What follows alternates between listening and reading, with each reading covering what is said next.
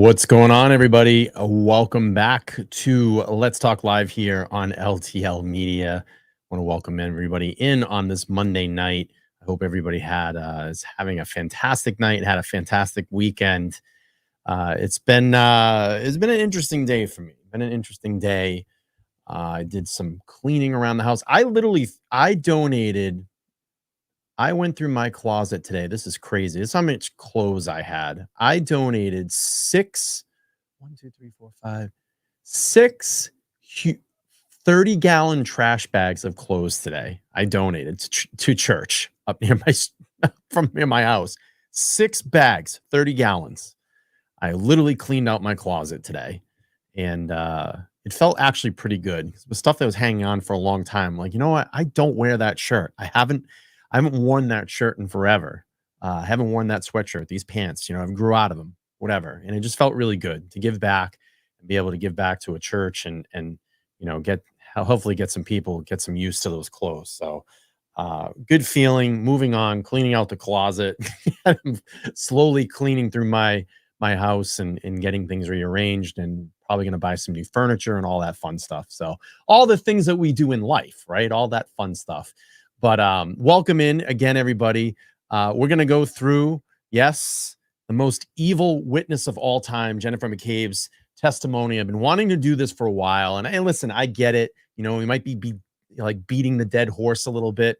But I find this to be interesting because every time we go over something again, there might be something that we hear that we didn't hear the previous time that we listen to something. I'll be honest with you. I only listen to these testimonies like once. And I think it's good to go back and refresh. And in my mind, and I've gone through this, I've gone through my top 3. Jennifer McCabe is my number 1 most evil witness in this trial. So I thought it'd be fun to go back over these, educational again, get us refreshed. And, we'll probably spread this out over a couple of nights because it is a long cross-examination. I'm not going to go over any of the direct. I don't want to be lollygagged to sleep.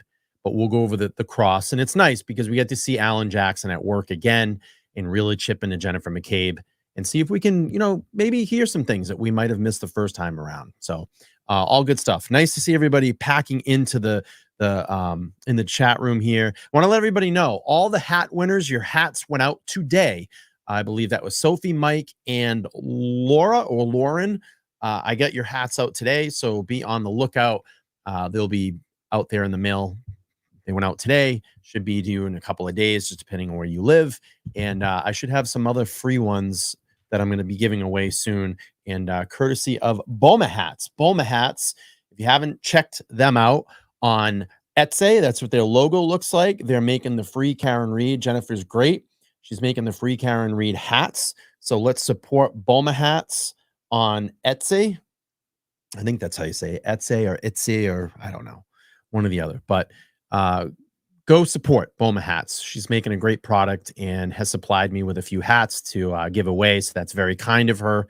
And she's going to be restocking. So let's get those hats out there. Let's get everybody wearing them. Get them aware of free Karen Reed.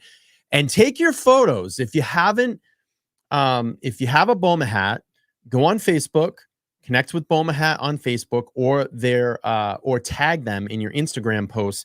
And Jennifer's been compiling all the pictures from across the world and the nation. So that'd be really cool to see where all these hats are going out to. So snap a photo, post it up on the page, or at least tag yourself on them and get that out there. So, okay, well, let's get into this testimony. Thanks for everybody for being here this evening. We'll pull this up and start going through it. Watch Alan Jackson's masterful cross-examination of Jennifer McCabe. Before we get into it, we just want to make everybody sure 25% of all donations tonight will get donated to Karen Reed's Defense Fund. We're going to have a lot of fun tonight and go through this. All right, here we go. Let's start it.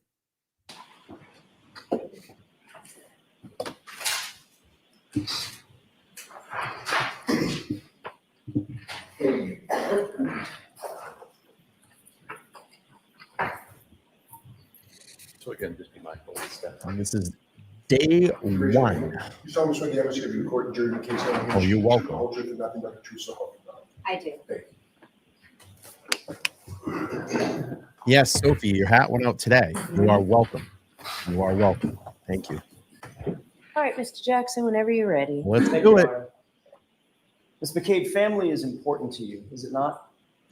Yes. As a matter of fact, it's probably fair to say that family is one of the most important things in your life.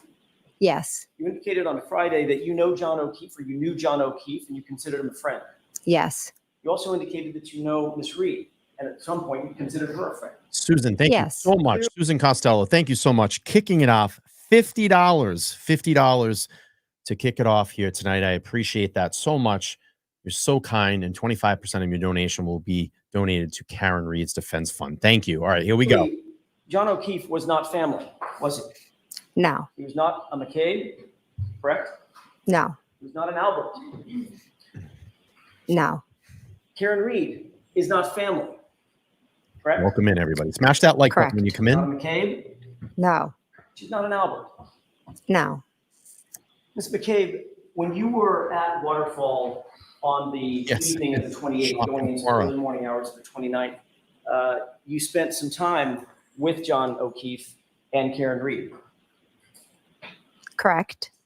You didn't see any tension between the two of them at the time? No. Thank you, Matter of fact, they seem Suzanne. like a normal Appreciate couple that. to Very you. kind. Scott McGinnis. I didn't see them interact What's going on, much. They were both engaging with you, correct? I had separate conversations with them. So I'm John, going to let everybody know, for all the new subscribers that come in that may, find the LTL media through this on replay, I'm going to do a lot of pausing and commentating and reacting. Obviously, you can look up day 15 Karen Reed trial if you want to watch this without my commentary, but we will stop, commentate. I'll bring up chats in the inside the chat room here because we are live. It's a live show. So, all right, let's keep going here. Jennifer McCabe, ready to kick it off here. John O'Keefe, we've seen from several videos. I'm not going to play the video. John O'Keefe was situated for the most part over in that corner as the camera is looking, the right corner of the bar, along with you, the O'Keefe's. I think Matt McCabe was over there as well, correct? I can't be sure, but I know I spoke to Karen in that corner. And certainly you saw nothing to suggest that there was any tension or discord between and among those individuals, certainly between Miss Reed and Mr. O'Keefe, correct? Correct. When you left Fairview, were you among the first to leave or among the last to leave? Sabrina, $10 on the Cash App. Thank you. I left there was 4 of us that left total. Only a few times. It was myself, my husband, Matt, We're at $60. Julie Nagel, and Sarah Levinson. When you walked out, Karina Kolokithis was close by, close in town, correct? Oh, wait, are you talking about leaving the waterfall? The water. Oh, I'm sorry. I was confused. I was talking about Fairview. Leaving the waterfall? Correct. Yes, we were one of the last to leave. All right. And Miss Karina Kolokithis was sort of in tow right with you as you were walking out, correct? Yes. And Karen Reed, my client, was also heading that direction as well, correct? Yes. You said something to Miss Reed, did you not? As you walked out. We were in a conversation. Yes. Did you say specifically, "You're coming with me" to Karen? No, You didn't say that. not exactly those words. What exactly were the words that you used? I said, why don't you come with me? And you even waited outside in what was ultimately freezing cold temperatures for Miss Reed, correct? Yes. If you could take a look, Your Honor, with court's permission, Exhibit 53, I'd like to play about maybe a 15-second clip from that. Okay. It's the same thing. Actually, it's a little bit longer than that. It may be a minute. Can we pause this, Mr. Biggs?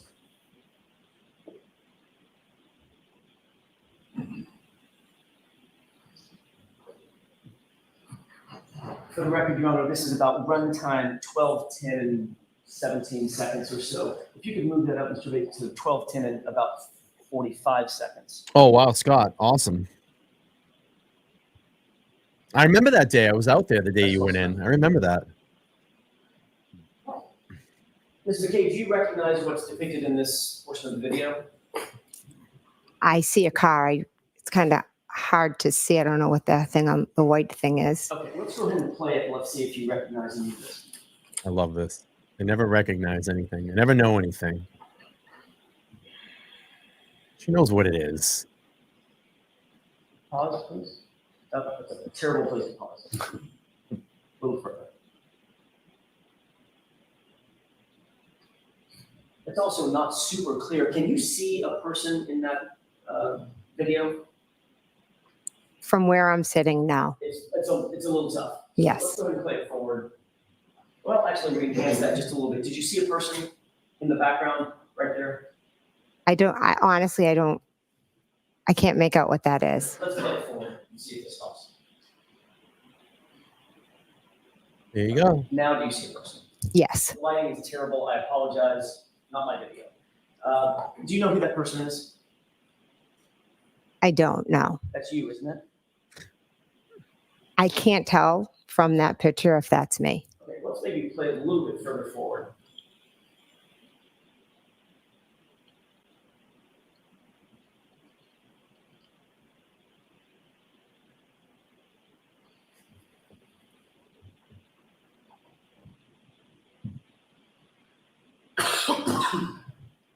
Awesome.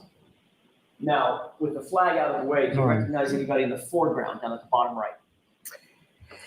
That looks to be John. Mr. O'Keefe? Yes. Do you see someone? You know what's interesting about this, and I just picked up on this. So Jackson starts the video, plays it, and says, "Do you see the person that's standing outside?" Heard him say that, and she goes, "It's kind of hard to see it. I can't see it." I said, "Okay, well, let's play it forward." Plays it forward. That person becomes clear. And he goes, "Do you see the person?" "Yeah, I see a person now." "Do you know who that is?" "No, I don't know who it is." But it's funny. Immediately when John O'Keefe walks out, and you can even hear Jen McCabe say, he goes, "Do you know who that is?" She goes, "It's She stutters a little bit. It's funny. She knew it was him right away, but didn't know it was herself on that video. I find that interesting. Let's go back a little bit.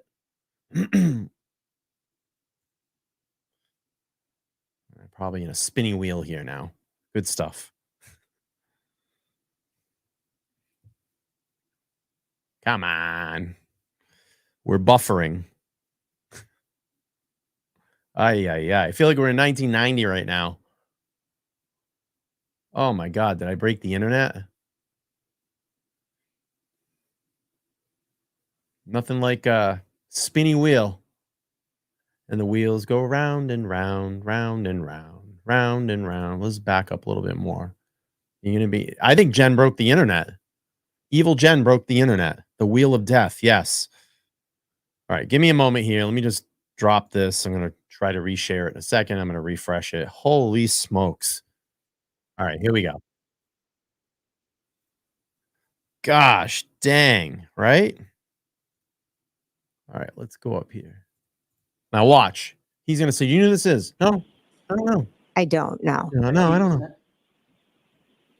I can't tell from that picture if that's me. Okay, let's maybe play Now it a watch little when bit John further O'Keefe forward. walks out. She knew right away. Oh, that's John.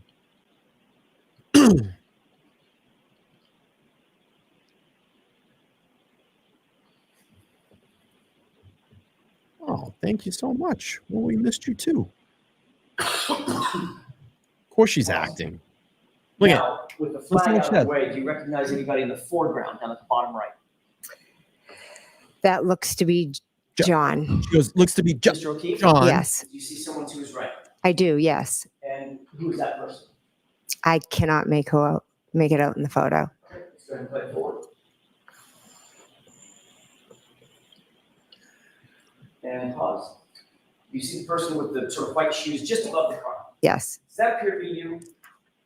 I can't make that out that it's me, but I know I was there and I know I spoke with them. Okay, so you do recall walking outside and sort of waiting and hovering in about that area, correct? I was talking with them. Okay. Does it appear that you're talking with them in No. this frame? That looks like they've walked away. Right. As a matter of fact, it looked like they walked away without talking to you outside, correct? Well, do you have video of moments before that Oh, when I was standing talking to them? Well, see, this is the point where I get to ask the questions and you get to answer. So I'm Okay. asking you, Mhm. do you see yourself standing in the parking lot after John and the person to his right had walked up. Yes. Okay, let's play it for just a few more seconds.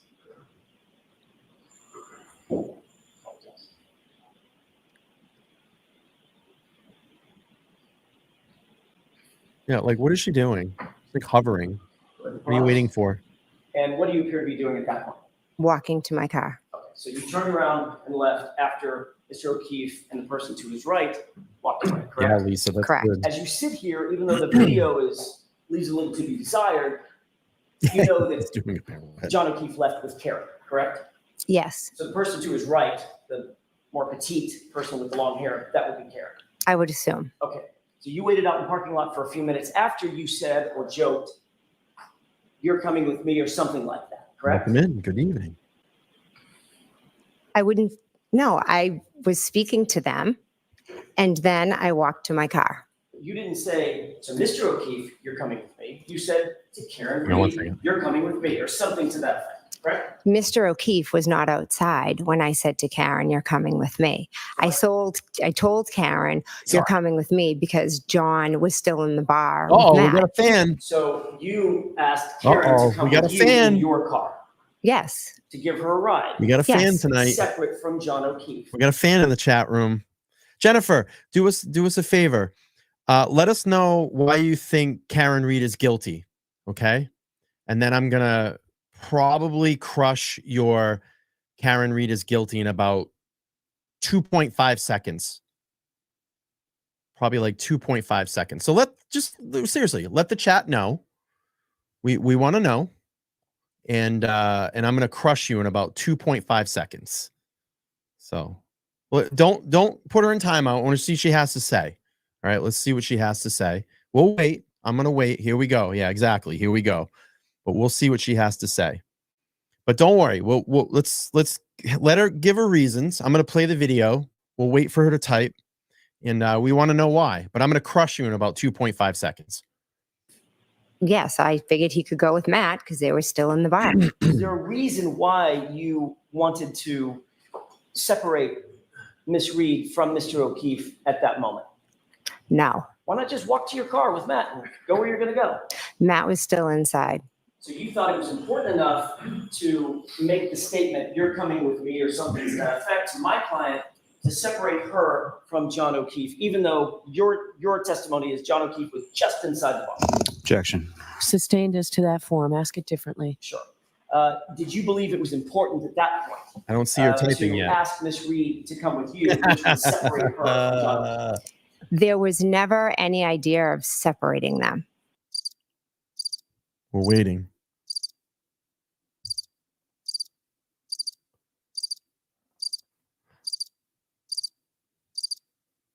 We're waiting.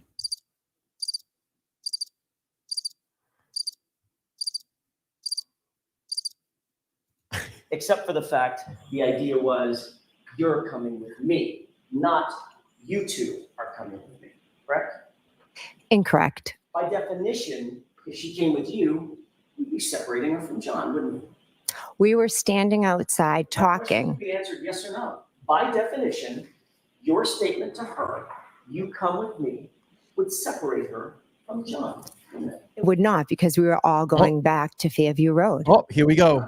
All right, so she has spoken. Jennifer said there are several reasons why she's guilty because the car data shows she hit him, and said she hit him. Well, Jennifer, I'm going to tell you right now, you're dead wrong. And what you need to do, I'm going to spell it out for you. Ready? ARCCA. Did I get it in 2.5 seconds? ARCCA. Okay, look that up. Look that up. It'll help you. It'll help you understand. ARCCA. But we welcome all opinions here in the chat. But if you watched my show last night and a couple nights before that with Maz Media, we went over the ARCA testimony and we went over the Trooper Paul testimony. See, Jennifer likes Trooper Paul. Jennifer's a Trooper Paul fan. She thinks that Trooper Paul is an expert And in ARCA, those guys, we just kind of ignore what they have to say. But I'm gonna crush you in about 2.5 seconds. ARCA. All right, let's move on. Same time. I like Jennifer McCabe too. Your idea is to bring Karen with you, separate and apart from John.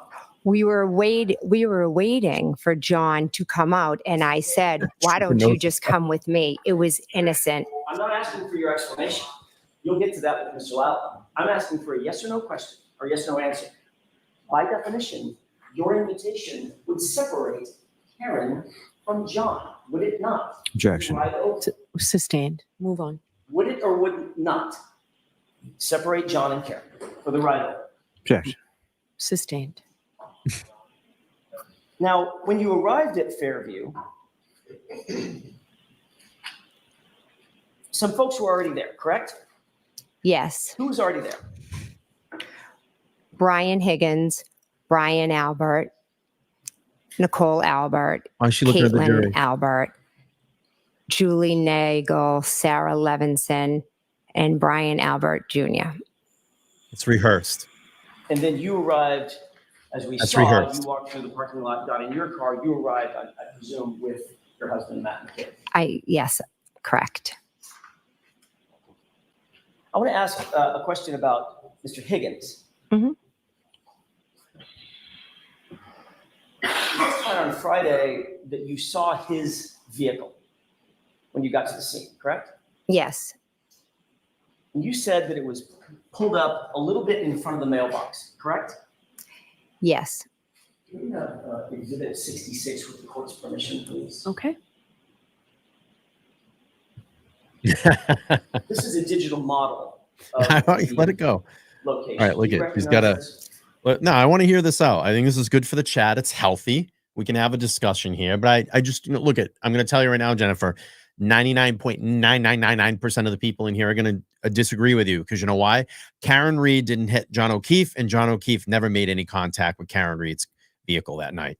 So I'm sorry, but she said, "Okay, give me a few minutes," and she's going to get it all together for us. So let's give her an opportunity here. Let's hear what she has to say. But we'll continue to play the testimony here. We'll periodically pull up her chat. So all right. Yes, It appears to be Yeah, a she's pulling up relative 8 scale meters model minutes. of 34 Fairview. yes.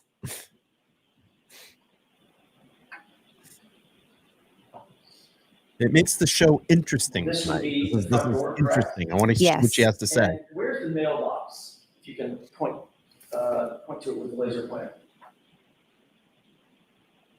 Okay. Welcome in. So you're Press pointing to that like an area just in front of a car that's in the driveway, correct? Yes, And then the driveway's to the right, yes, and then along this line is the front lawn area and property line of 34 Fairview, correct? yes, You indicated that that Jeep was just a little bit in front of the mailbox, meaning about there, correct? yes, And the rear end of that Jeep would be butting up against the driveway, yes, or at least the line of the driveway, correct? yes. That's quite a bit of detail about where that Jeep was. Would you agree? No, because I drove down the street and I took a left into the driveway and there was a Jeep there. Okay. What I'm asking is, you didn't just say, your memory was not just somewhere in front of a house. It's literally right in front of the mailbox, the Mhm. front end of it, adjoining the line of the driveway, correct? Yes, That detail obviously stuck out in your mind. it did because I was wondering whose Jeep it was. Did you discuss that detail with your husband at any point? Not sure. You're not sure? You might have? I'm not sure if I said whose Jeep is that. No, I don't mean then. I mean between then and now, have you and Mr. McCabe ever discussed where that Jeep was, or your memories of where that Jeep was? She's like, oh shit. Possibly. You're aware that he You're put- thinking. She's like thinking, oh shit. You know, how am I gonna explain this one? Becky, thank you so much. $20 says, "House long, Jennifer. House long. Love it. I love it. Love it. Love it." The exact same place that you did. Objection. Are you aware of that? I I am. Oh, wait. No, Uh-oh. excuse me. Repeat the question. You're Uh-oh. aware that he puts the Jeep in the exact same That's a Freudian slip right there. stories of where that Jeep was. Possibly. You're aware that he put the Jeep in the exact same place that you did. Objection. Are you aware of that? I am. Oh. Oh, wait. No, Oh, wait. excuse me. Repeat the question. What? You're aware that he puts the Jeep in the exact same spot you just put the Jeep, right in front of that mailbox. Right? I know he knows where the let's see. Jeep. Me, myself. So Karen Reed is 100% guilty of exposing corruption in Massachusetts and dirty cops. Free Karen Reed. Look at this. Poland in the house tonight. Nice. Thank you. Poland checking in all the way across the map, the world, the pond. Robin G, 4-month membership. Thank you. So loving the replay. Somehow I always pick up on something new. Thanks for doing that, Brian. Yeah, that's why I kind of wanted to go back and do this. I know it's proverbial like beating the dead horse. We were joking about it the other night with Mark Betterow on and Mazza, but it's always good to come back and do these. And, I catch things too. Like I just caught her stutter step there that I didn't realize the first time around. So it's always good to go back and look at these, but we'll keep playing through here. Here we go. Jeep was. I'm not aware what he said in here. Does he know where the Jeep was because you told him what to say about the Jeep? Absolutely not. It's because we drove together in the car and I Well, asked. welcome in. I possibly could have asked. One at a time, please, I'm ma'am. sorry. I didn't mean to step on your words. I thought you. That's okay. You can continue. Thank you. Appreciate that. I don't think we got your answer, though. Okay. Yeah, I think Madam Court Reporter was asking for your answer. Can you repeat your answer? To the question of did he know where the Jeep was? Whether or not you told him where the Jeep was. I did not need to tell Matt where the Jeep was. He knew because we were in the car together. But you two discussed it. What's going on? It's not working. When are you asking? At any time between January 29th and today. I'm sure we have, yes. You were also interviewed by Trooper Proctor on January Uh-oh. 29th, 2022, Uh-oh. correct? Yes. And you were asked a series of open-ended questions. What did you see and where did you see it, correct? Yes. Nobody put any words in your mouth. No. Nobody told you what to say at that time. No.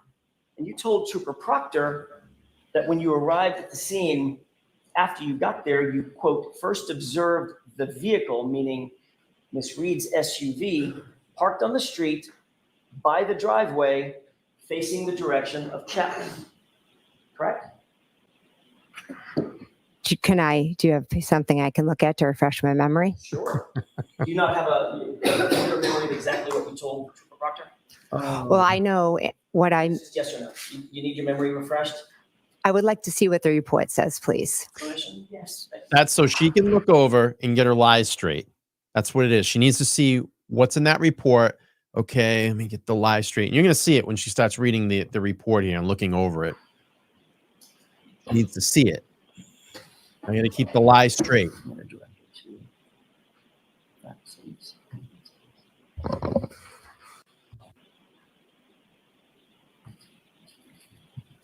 Okay, now how can I spin this now? Did you have that, does that refresh your recollection? Here we Yes, go. I know. I told. All I'm asking you, I'm so sorry to do this. I don't mean to be rude. I'm just asking you, does that or does that not refresh your recollection? Regarding? What you said to Trooper Proctor on the 29th. Well, I know what I said to Proctor Trooper on the 29th. Dr. Trooper. I have to do it this way, it's court rules. Mhm. Does that help you with your recollection of what you told Trooper Proctor? I didn't tell I told Trooper Proctor the car was outside when I looked at the front door and was straight outside. She's all over the place. Oh, wait, $5 says never too late to tell the truth. Jen, never too late. I can't quite get the answer I'm looking for. The court is going to require me to ask this question again. Mhm. Does that refresh your recollection, yes or no, as to what you told Trooper Proctor? Yes. I did not say this to Trooper Proctor, no. It doesn't help. Thank you so much. No. Okay. May I approach? Yes. Thank you. So you did speak to Trooper Proctor on the 29th, correct? Correct. And Trooper Proctor asked you some very specific questions about where things were, correct?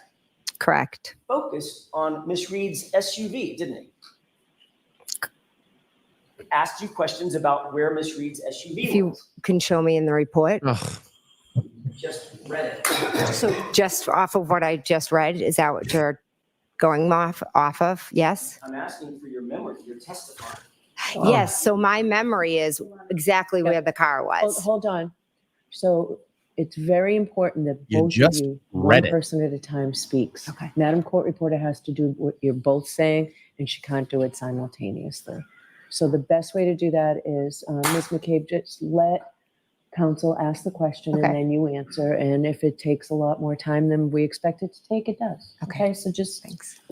go ahead, Mr. Jackson. Thank you, Your Honor. Mhm. I'll slow it down. Did you talk to Trooper Proctor about where the SUV was? Yes. Thank you.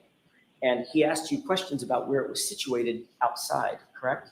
Yes. And you told him that you first observed it parked on the street by the driveway facing the direction of Chapman, correct? I told him No. that when I looked out the front door, the car was straight ahead. And yes, it was facing up Chapman. And you left out a little part by the driveway, correct? That could have been his interpretation or an error on his part. I see. So Trooper Proctor is wrong about what you said. Objection. Now we got No, it. I'll let him have it. Do you think he's wrong about what you said? I 100% said it was straight out the front door. Okay, next question, Thank please. you, Your Honor. And during the course of that conversation, you never once, Ms. McCabe, not once, mentioned a several-ton Jeep with a snowplow attached to it, did you? I'm not sure if I did or not. Let's take another look at the report. Would that refresh your recollection to see the report? Objection. Do you think that will help you? I'll take a look at it. Okay, He's May I? yes. he's trying to spin the line. Direct your here. attention once again to paragraph 3. I have the report in front of me. I gotta go what's by the report. How can I spin this? How can I spin it? How can I spin You it? had an opportunity to review. I have, yeah. May I approach, Your Honor? Yes. That looks like a report from Trooper Proctor of your interview, correct? Correct. That interview was taken on January 29th, correct? Correct. That interview was taken just a few hours, not days or weeks, hours after the events in question, correct? Correct. And you were asked what you saw, what you observed in front of 34 Fairview on that morning, correct? I'm sorry, the night before, correct? He asked specific questions about Miss Reed's vehicle. Okay. And when you said where you remember Miss Reed's vehicle being, you placed it in the exact spot where you're now saying there was a Jeep with a snowplow on it, correct? Incorrect. I never placed Miss Reed's car in the spot where Mr. Higgins' vehicle was. So as Trooper Proctor was Donovan, taking that's notes great. about what you were saying, he just got it wrong. You'd have to ask Trooper Proctor. Nice will. chat, Donovan. That's great. And you never mentioned, according to that report, not one word about a Jeep, right? I may never have been asked about a Jeep. So if you weren't asked about a Jeep, Why you give it also up? weren't asked about a Nissan Altima. Right. Mention that? No. Right. Because what he asked you was, what did you observe in front of the house? Ma'am, that's what he asked you, wasn't it? No. And you said, I observed her car by the mailbox. No. And you never mentioned the Jeep, did you? You are not portraying what the conversation was. Did you or did you not mention a Jeep sitting on that, right by that driveway, Trooper Proctor? Yes or no? It's not in the report. I don't recall if he asked me about a Jeep. Now, following the events of January 28th, 29th, you spoke extensively to Chris and Julie Albert, correct? I got something in my eye. What do you mean by extensively? Did you speak at all? Yes, we did. Between then and now to Chris and Julie Albert? Do I speak to Chris and Julie Albert Have you spoken to them about these events between then and now? about this case? Is that what you're asking? Yes, Ms. McCabe, I'm asking about this case. Of course, I speak to them all the time about the vicious harassment Oh. we are all receiving. Harassment. That wasn't my question. The My harassment. question was, did you talk to them about this case, Ms. McCabe? Yes. I realize you want to give additional answers and editorialize. I'm asking you very specific questions. Objection. Okay, so objection as to the form. We've talked about this at sidebar, Mr. Jackson. You've talked to them about the details of that night, correct? Why is she staring at the O'Keefes? The 28th going into the morning of the 29th. Yes. You've talked to them about what happened at the bar, correct? Why was she staring at the O'Keefes? Those questions. Objection. Watch her. She looks over the O'Keefes. Objection as to the form. We've talked about this at sidebar, Mr. Jackson. Watch right here. What? You've talked to them about the details of that night, correct? Staring at them.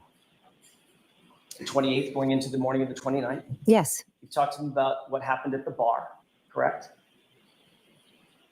We've spoke about how we were all at the bar and Karen and John came in. Is that yes or no? Yes. Okay. You've spoken to them about your memory of what happened at the house at 34 Fairview that night, correct? Yes. You've spoken to them about who was at the bar, not just what happened, but who was there, correct? Correct. You talked to them about the timing of the night, correct? I don't think specifically, no. When people came to the bar, when they left, when people got to Fairview, when they left Fairview, things of that nature. Well, they were at the bar, so they know who was there and when they left. Then ask if you know what they know. I'm asking if you've ever spoken to them about these issues. Yes or no? I can't be sure if we've spoken about the timeline. Thanks, and Trish. you talked to them about when they got there and when they left. I have no idea when they arrived at the waterfall. Again, Ms. McCabe, that's not what my question was. Do you understand my question? Have you spoken to them about their memory of that? Well, I think a lot of people are saying the DA's table, but Lally sat, if I'm not mistaken, he's pretty close to the Madam Court reporter.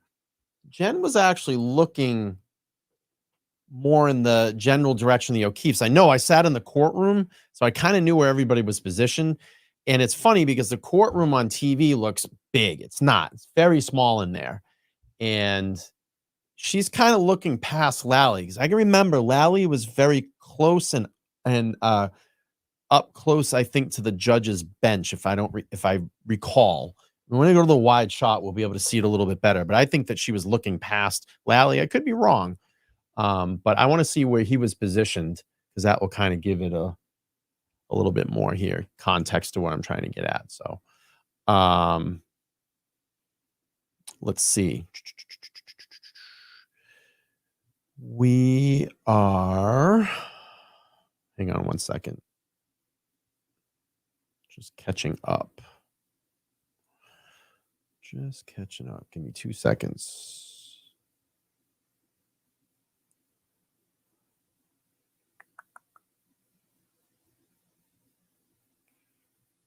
Sorry, hang on, everybody. Just trying to catch up on something.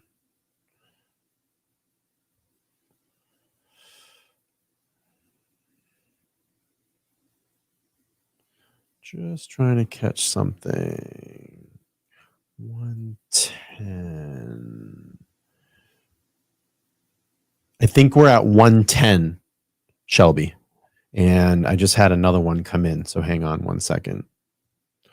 So we're add another 5 to it. So we're at 115. I believe we're at 115. Okay, let's go. And when they came around.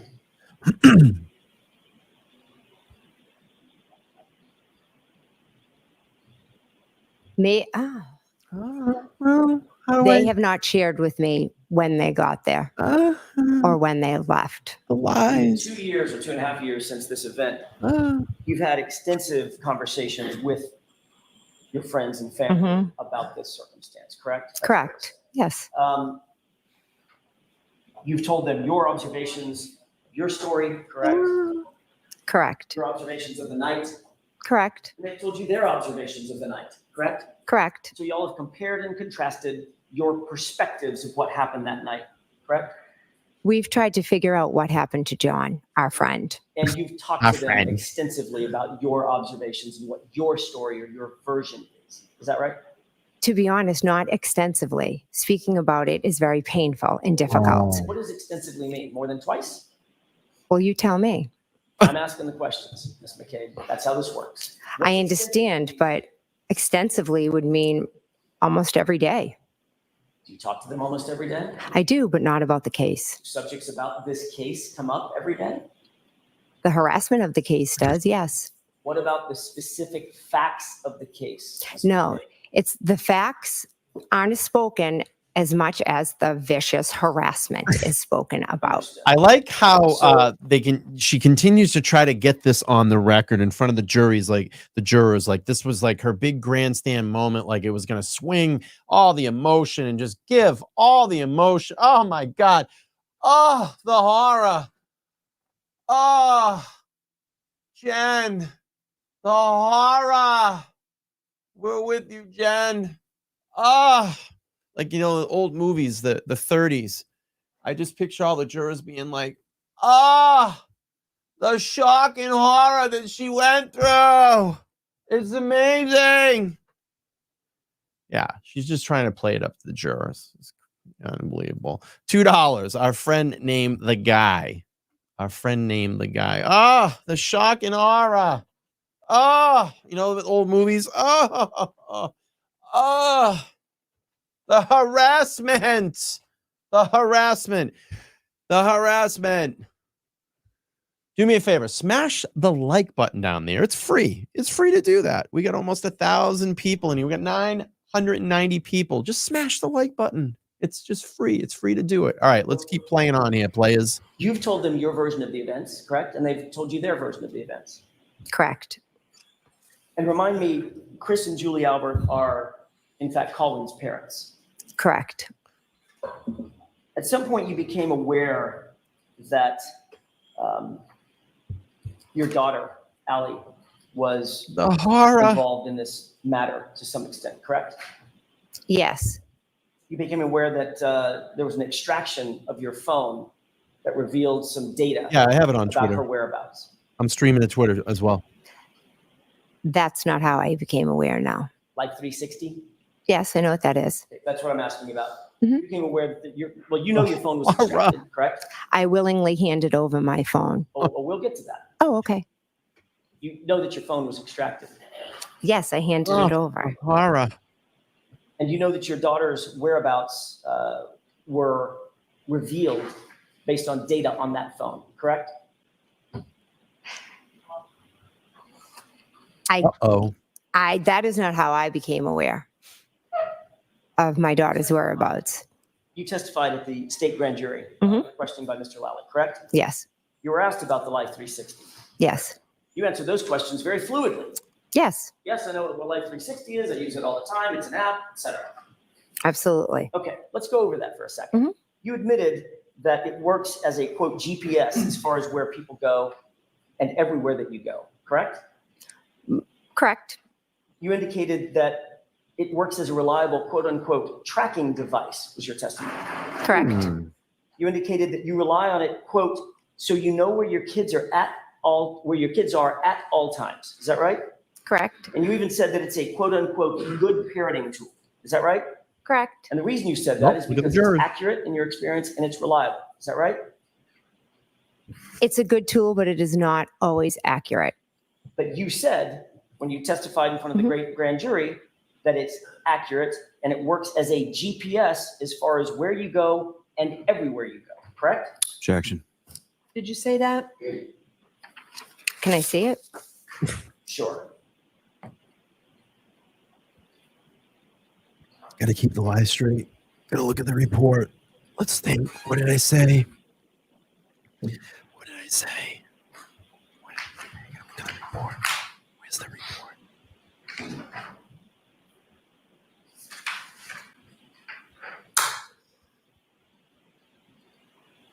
Gotta look. What's the report? Speed up. Ooh.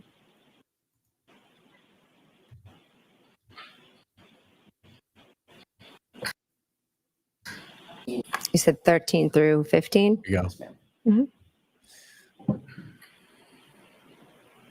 Mazza taught me the trick how to fast forward. I love it. Using the keyboard. How do I keep the lie straight? Okay, let me just process this. Okay. Okay. Lie straight. Okay, I got it. Yes. Lie is straight. Mhm. Does that refresh your recollection? It does, yes. Yeah. Question and answer. Well, I just don't see the word accurate on there. I don't know if I missed it. Ms. McCabe, does that refresh your recollection as to the question and answer about whether you said it works as sort of a GPS as far as where you go and everywhere that you go? Correct. And your answer was, yeah, Yeah. correct? Yes. Okay.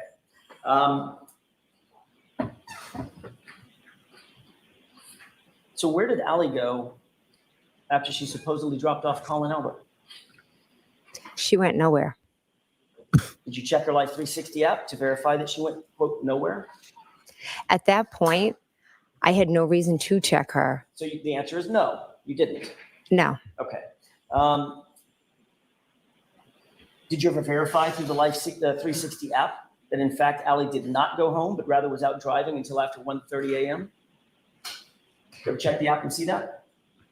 Did I ever check Life 360 app for that? Yep. No. Okay. But you believed her when she said she came home. Yes. And just like you believed her when she said she picked up Colin, dropped him off, and then came home. Yes. The Alberts had a dog, pardon me, correct? Yes. What was the dog's name? Chloe.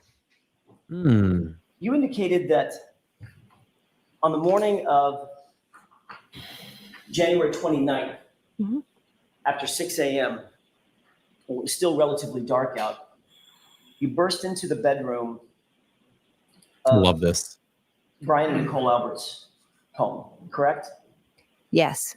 You did that specifically to wake up, according to you, Brian Albert and Nicole Albert, correct? Yes. Where was Chloe? I don't know. So you'll agree that, at least from their perspective, you walked in the front door unexpectedly, correct? Yes.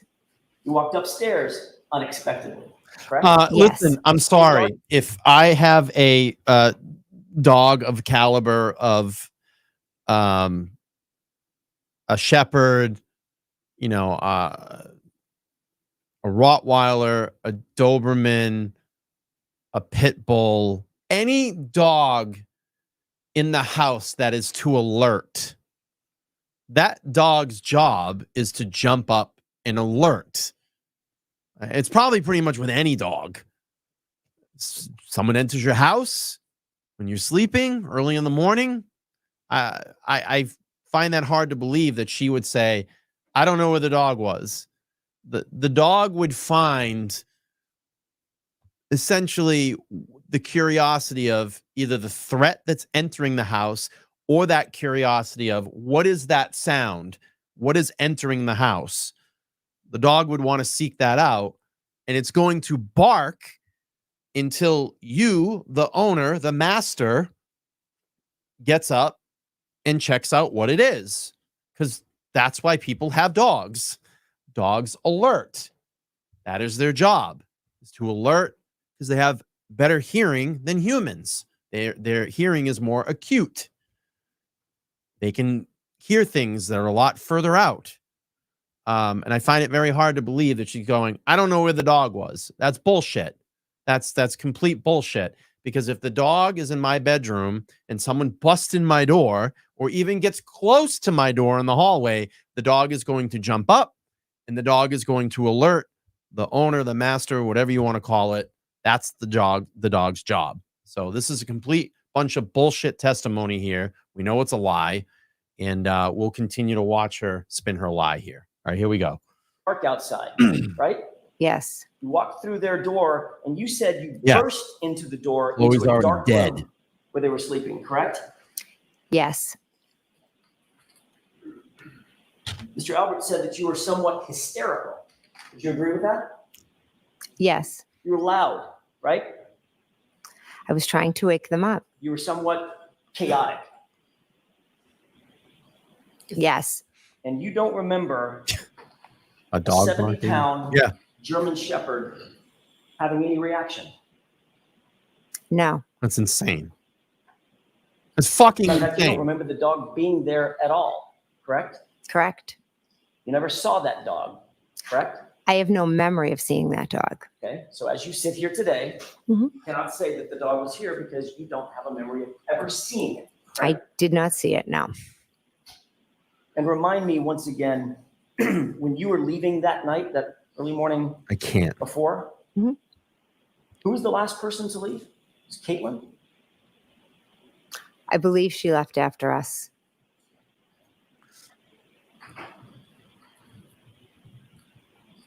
We've talked about this, and I want to get into a little bit more detail about it. You indicated that at some point you looked outside and you saw Karen Reed's SUV in front of the house. Safe to say, correct? Correct. About what time was that you first saw it?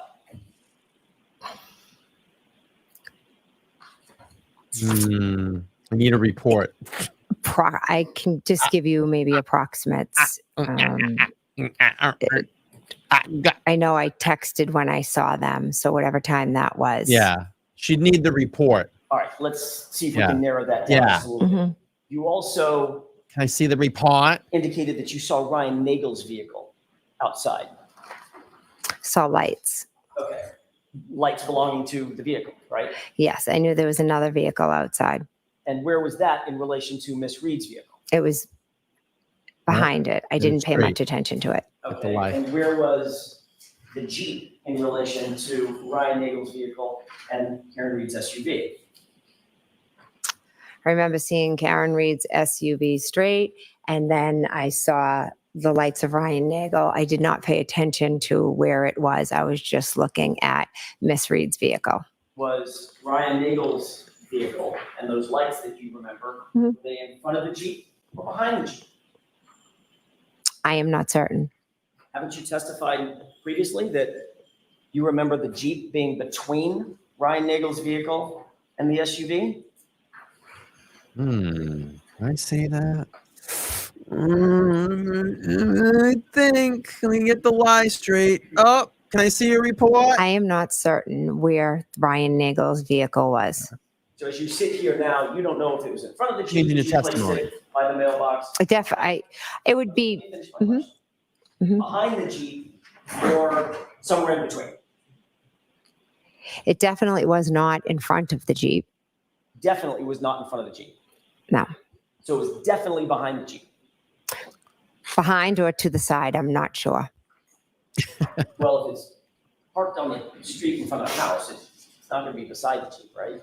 That's gonna be in the middle of the It road. would have been in the middle of the road, correct? So if it's pulled over, it's behind the Jeep. Okay, so now we've narrowed that down. It's Karen Reed's SUV, as we're looking at the property, Karen Reed's SUV. To the right of that, as we're looking at from the street, at the property, to the right of that Jeep, behind that Ryan Nagel's vehicle, correct? Correct. You sure about that? If my memory serves right, yes. You know, if my lies Memory serve me serves. right, Okay. So you get it right. You straighten my lies here. you were asked about the arrival of Mr. Nagel's car at the state grand jury. Do you recall that?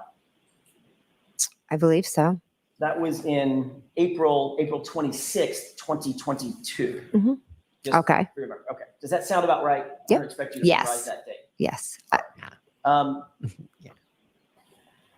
You were asked, what time did you see Ryan Nagel's vehicle arrive at the location? And you indicated that it was 12:23. You remember that? Do you have it? Oh, I do. she needs to see it. Show me the report. Hey, Jody, how are you? Yeah. Yes. Yeah. We need the. Yeah, I need the time. I need the report. The lie straight.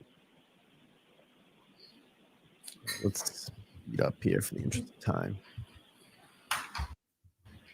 Oh, Take a look at lines 21 down the highlighted portion, meaning Ryan Nagel, Okay. correct? Correct.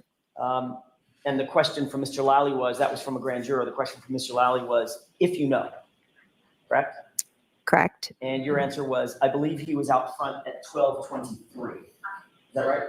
Correct. And the reason you could be so precise with that time, Ms. McCabe, is because you had asked Julie Nagel to give you her text messages with Ryan for that night, and you'd refreshed your recollection about the time, correct? Correct. All right. And you've also testified that as soon as you saw Miss Reed's SUV, you texted John. Is that right? Correct. Here, exclamation point, question mark. That was the first text, right? Correct. But your text to John was at 12:27. You recall that? Yes. That's 4 minutes after Yeah, that's a good point, Ryan Mike Rodolph. Nagel That's right. arrived at the And that's what I'm saying. The testimony evolves. This is a good point. They were more truthful with the grand jury, but they don't give a shit about lying more here. Yeah, that's what I mean. The testimony it always changes. They don't remember, because this is the thing. I can't get caught up in what I said at the grand jury, so that's why you always ask for a report. Can I see it? I don't know. I need to refresh my recollection. I don't know what I said, because they don't want to get caught up with what they said in the grand jury report. So I need to see it and visualize it and keep the lies straight. So, I mean, the scene. that's what's going on. Correct. And by the way, Microdots, thank you so much for allowing me to review your newest video. And if you all are not subscribed to Microdots, you need to take 2.5 seconds, type in the YouTube search Microdots, and you need to go, or maybe one of my moderators can grab the link to Microdots channel and get subbed up over there, because you are missing excellent content on Karen Reed. All the videos are like mini movies. So check them out. If you haven't checked them out, Microdots. One of my moderators could probably grab the link to the channel and drop it in there. So thank you for checking it out tonight. Thank you. Since Karen Reed arrived before Ryan Nagel, she and John had to have been there 4 to 5 minutes before. I got my you Microdots ever shirt saw on. this. Correct? Objection. Is that right? Ryan Nagel texted his sister at 12:23 here. And then he texted again that he was going to leave. Then Julie Nagel went outside, Ms. and McCabe, that's not my question. I'm explaining what happened in the 4 minutes. You can explain at another question. My question is very specific. Given the fact that Karen Reed, by definition, arrived at the location before Ryan Nagel, and Ryan Nagel arrived at 12:23, that means, and you didn't notice the SUV until 12:27, that means her car was there Yep. for at least 4 minutes before you ever noticed her, correct? Objection. Is that correct? Can you answer that Well- question? Correct. Thank you, Scott. That's Microdots link right there. If you can get subbed up over there, we would appreciate it, because you are Snow missing condition. out We've if heard you're a not lot about subbed the up. snow condition. I'm not going to beat that. But it's safe to say that you would agree with me that it was a light dusting of snow, correct? I should be specific about the time. It was a light dusting of snow at or around 12 to 12:30, 12:45, something like that. It was starting to accumulate. And accumulate means stick to the ground, not just fall and melt, right? Yes. So it was starting to turn like a very thin blanket of white. Yes. You indicate that, or you indicated on Friday that you saw some sort of tire tracks. Is that right? On Friday, I don't believe. I thought in your testimony to Mr. Lally on Friday, you indicated that you saw some tire tracks. I could be wrong. Yes, I don't remember that. Okay, well, let me ask you, did you see any tire tracks? At one point, yes. Okay, when was that point? I'm not sure. Was it before Ms. Reed's vehicle got there? Was it after? Let's use that as a barometer first. I believe it was after Miss Reed's vehicle was there, because that's why I was drawn to look outside. And what did those tire tracks look like? How would you describe it? almost like as a You know, the thing that's really crazy about this, and you go through it and you listen to everybody about how many times they went to the window, how many times people were looking out. For a bunch of people at a party, I mean, I don't know. When I go to a party, or when I used to go to parties, you would go in the house and you would party. You're not constantly looking out the window. I mean, there's fucking like 5 people. It's like fucking 10 people that night. Oh, I was looking out the window. What are you looking out the window for? I've never heard of that in my entire life, that there's more people at the party that are concerned about what's going on outside than what's going on inside the house party. It's ridiculous. Who does that? Oh, what'd you do? Oh, I went over to Jimmy's house. Yeah, we had a party. I was looking out the fucking window the whole time. Oh, like, who does that? Who? I mean, when I used to go party, you go party and you hang out with the people in the house that you're partying with. You're drinking, you listen to music, having a good time, talking to girls, whatever it may be. You're not looking out the window. I mean, who does that? Looking out the window. Jesus. the wave went like this. So Seriously. Like a half Who J. does that? What are they worried about? to my recollection, it was almost like started if Miss Reed's vehicle's here, let's pretend. It was kind of like that. Just, Like a bit of a wave. So if you started on coming towards her, it'd be more of a wave, okay. like this in the road. What it sounds like is perhaps, I don't want to put words in your mouth, but perhaps what you're describing is tracks in the middle of the road. If someone is pulling off parallel, they would pull to the right and then stop. And those are the tracks that you saw. That's the wave that you saw.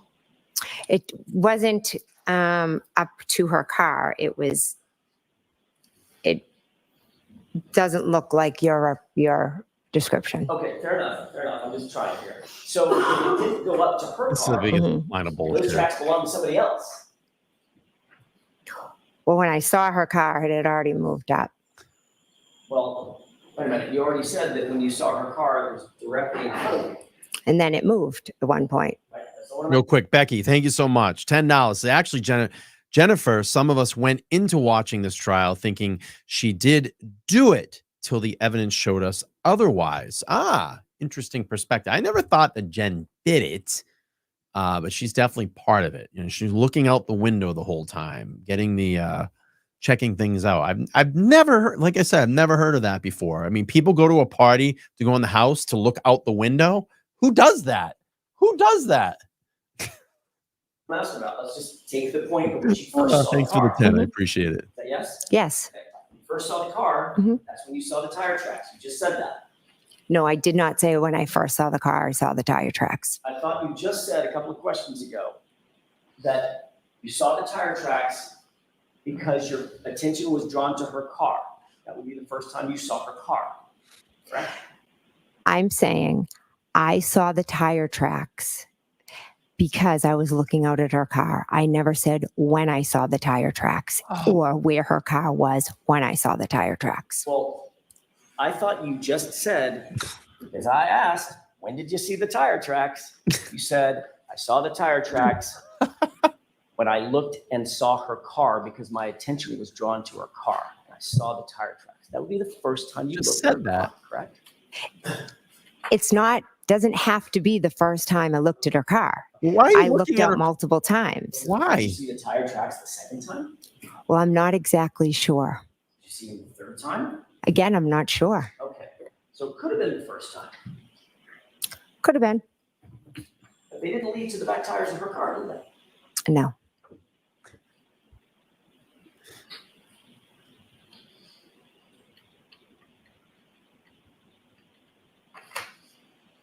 Let me have just a moment, Your Honor. Yes. All right, we're going to speed up here for the interest of time. Let me just get this really quick. Becky, thank you so much. $10. The troll Jennifer was saying we were all brainwashed by the media. Oh, it's the media. What media? I kind of like Jennifer in the chat tonight. She's making it pretty interesting. Jennifer, let us know what media. Is it CNN? Is it Fox News? What media has drained our brains of the truth? What the fuck are you talking about? Media. What media? I need to know what media. Just let us know what media you're talking about. Please. I need to know. Is it CNN? Are they the ones that's in it? I can't right now. What media? Leave Jen in the chat. I like this. This is fun tonight. Jen, let us know, please. I need to know what media. Give us the source. All right, let's keep playing. In addition to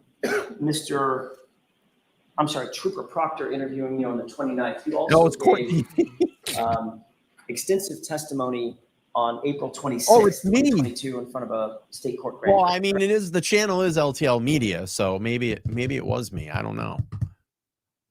Was it me? Did I do it? Was I responsible? Did I manipulate everybody? Correct. Oh, this is good. Leave Jen in the chat. And you were asked Fun. about the location of Miss Reed's vehicle. I'm still staying with that for just a quick second. Yeah, man. Is that right? Correct. You were asked where that SUV was in relation to Ryan Nagel's car. Is that right? Would I be able to look at it to refresh my memory, please? Uh-oh. Gotta let's look at the start with report. this. Do you remember being asked about Karen Reed's SUV Jake. and Ryan Nagel's truck? To be honest, I've had a few grand juries, so if you could show me what you're talking about, I would I need to keep the line straight. greatly appreciate it. Nicole. I need to keep the lie straight. Oh, it's Mazda. Mazda Media. LTL Media. Oh, no, it's the media. We did it. Maz, we succeeded. It was Microdots. Microdots did it, didn't it? It was those damn Microdots videos. All right, I'm going to speed up for the interest of time. Okay. It's Microdots. I think they did it.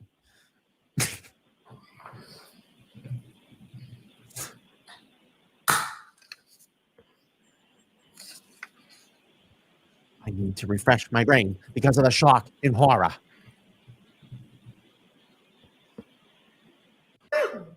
Oh my God. He's got to study it. Okay. How do I keep this live straight? All right. Let's go back. We'll look at this page. We'll go back a few pages. All right. Did you have an opportunity to glance at those pages? I did, yes.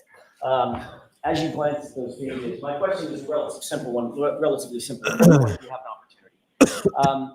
At no point, when you were describing the vehicles that were out front in front of Shock and horror media. 34 Fairview on that night, at no point, under oath in front of that grand jury, did you ever mention a Jeep? Did you? I was not asked about any other Oh. vehicles out front. So when you were talking about the vehicles that you saw in front in some painstaking detail, I mean, wouldn't that be a crucial detail, even if they didn't ask? Hey, by the way, I saw this white Jeep that was out front. By the way, I saw this Jeep that was out in front of the house. Hey, no one asked me about a Jeep. I saw a Jeep out there. Oh, well, no, I didn't tell them because wasn't asked about it. That's because now you've added it into the story. talking about the black SUV and Ryan Nagel's truck, you just left out the Jeep because nobody asked you about it. I didn't read anything in that Yeah, about Ryan Nagel's vehicle. Did you miss it? I must have. Okay. Is it in there? Yeah, it is. Look, Okay, is it well- in there? Asked about Ryan Nagel's Jeep, weren't you? She was If you like, want to show me, look how scared I she don't want was. to sit here and did you I- review your I transcript? just read it all. I love Because this nobody part. asked you about it. So Hang on. under oath in front go of that back. grand jury, did you ever mention a Jeep? Is it in there? Did you? I was not asked about any other vehicles out front. So when you were talking about the vehicles that you saw in front in some painstaking detail, talking about the black SUV and Ryan Nagel's truck, you just left out the Jeep because nobody asked you about it.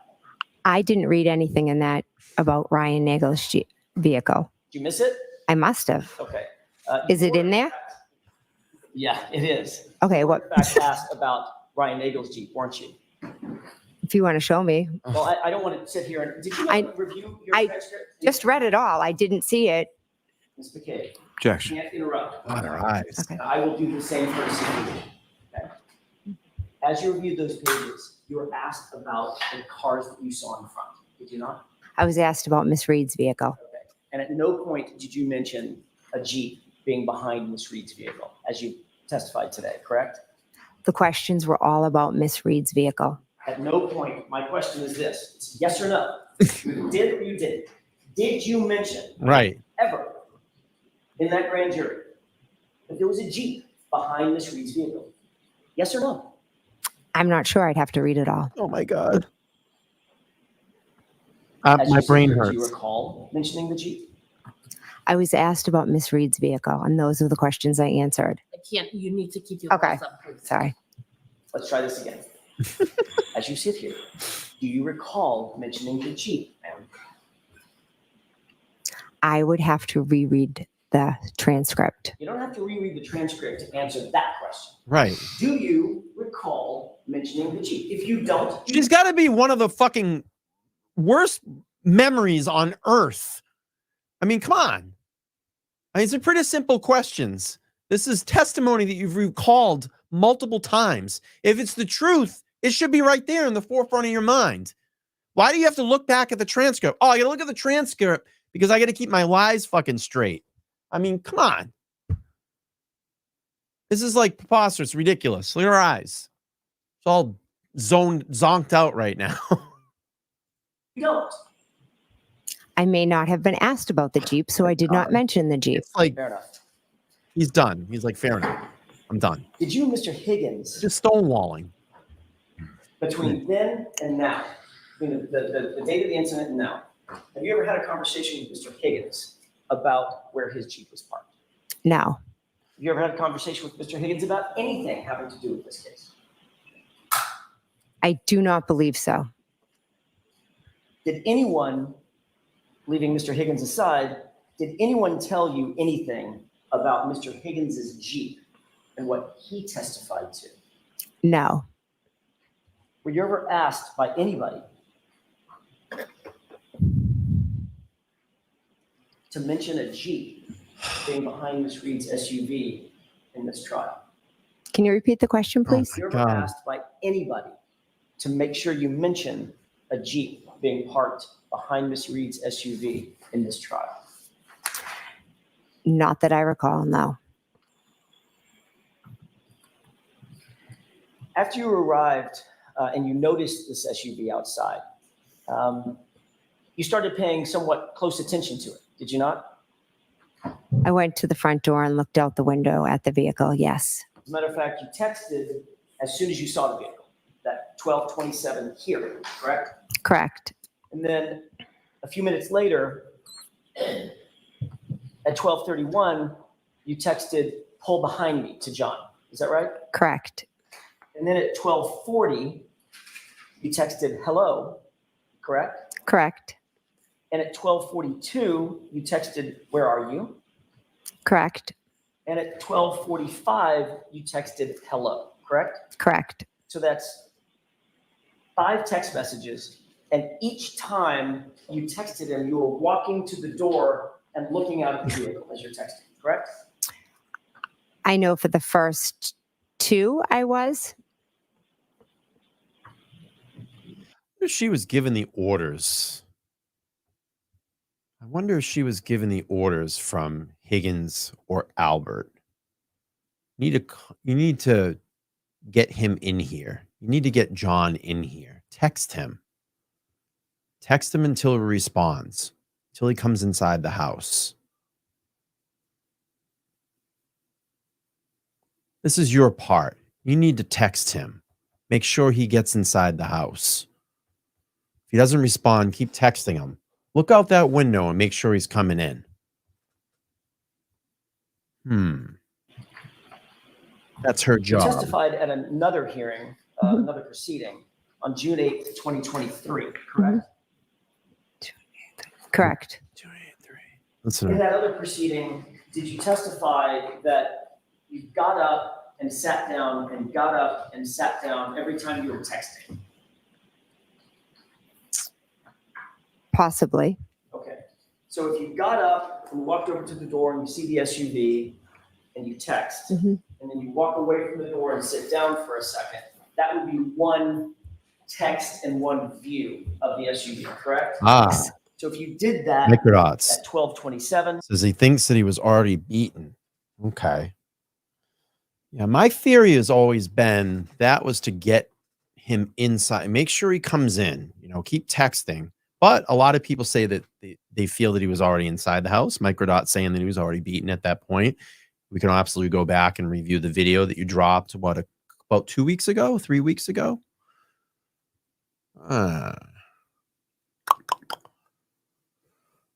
Interesting. All right, let's keep playing here. 12:31, 12:40, 12:42, and 12:45. You'd agree that's 5 times that you were up and down looking at the SUV, correct? I'm not sure if I did it 5 times. How many times do you think you did do it? I know I definitely did it the first when I said here. I know I definitely did it when I said pull behind me, because that's when the vehicle had moved up a little bit. And then did you see the vehicle move up again? A second time? Yes, that's when I told him to pull behind me. Okay, so that's the first time. So just so we're clear, when you first saw the But I do think all the text messages was part of the master plan, though. Keep texting, even if it's to get him in the house, make sure he's in the house, or it's part of this elaborate cover up where you just keep texting. the SUV, it was stationary, correct? When I first saw the vehicle, it was straight ahead out the front door, stationary. And you texted here.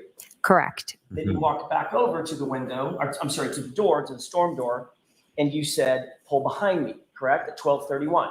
Correct. All right. At that point, you saw that it had moved up a little bit. Is that right? Yes. Okay. So if you saw it move up a second time, which you just said you did, then that would be a third time that you had to have seen it and texted, correct? Why would that be third time? Because it only moved once so far. You saw it move twice. So the first time I saw it, it was here. And I said here. And then the next time I texted, I said, pull behind me. So that was 1 time, 2 times. Keep going. You said you saw it pull up again a second time. So you saw it move twice. So caught right now. From one place to the flagpole to further up. Right. So that's 3 times that you're up to the door. Okay. Is that yes? I'm telling you, my memory is twice to the door. Ms. McCabe, it's not a trick question. You just testified that you saw the car move twice. By definition, that has to be you looked at it 3 times. Stationary, move once, move twice. Maybe I used the wrong wording. Oh, Maybe.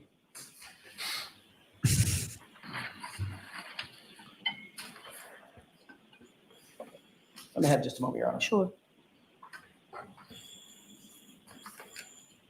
all right, let me just speed up here. Interest of time.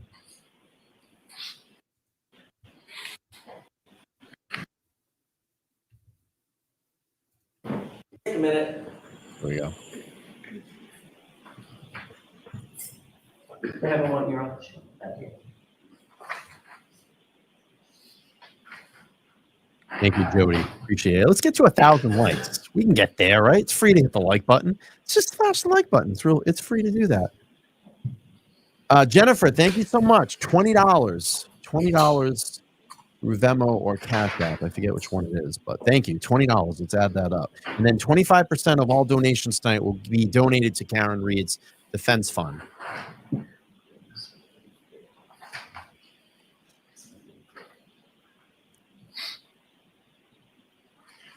All right, I'm going to speed up for the interest of time here. At least I thought I was.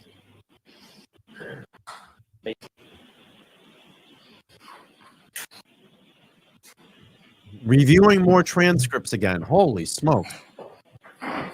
About getting up and sitting down and looking at the SUV several Kat, times. thank you. And texting. $5. In If fact, one you membership. indicated that you got up and looked outside through that storm door several times, correct? Yes. And as a matter of fact, you looked every single time that you texted, you indicated that you looked out at the SUV and saw something that prompted you to text something, correct?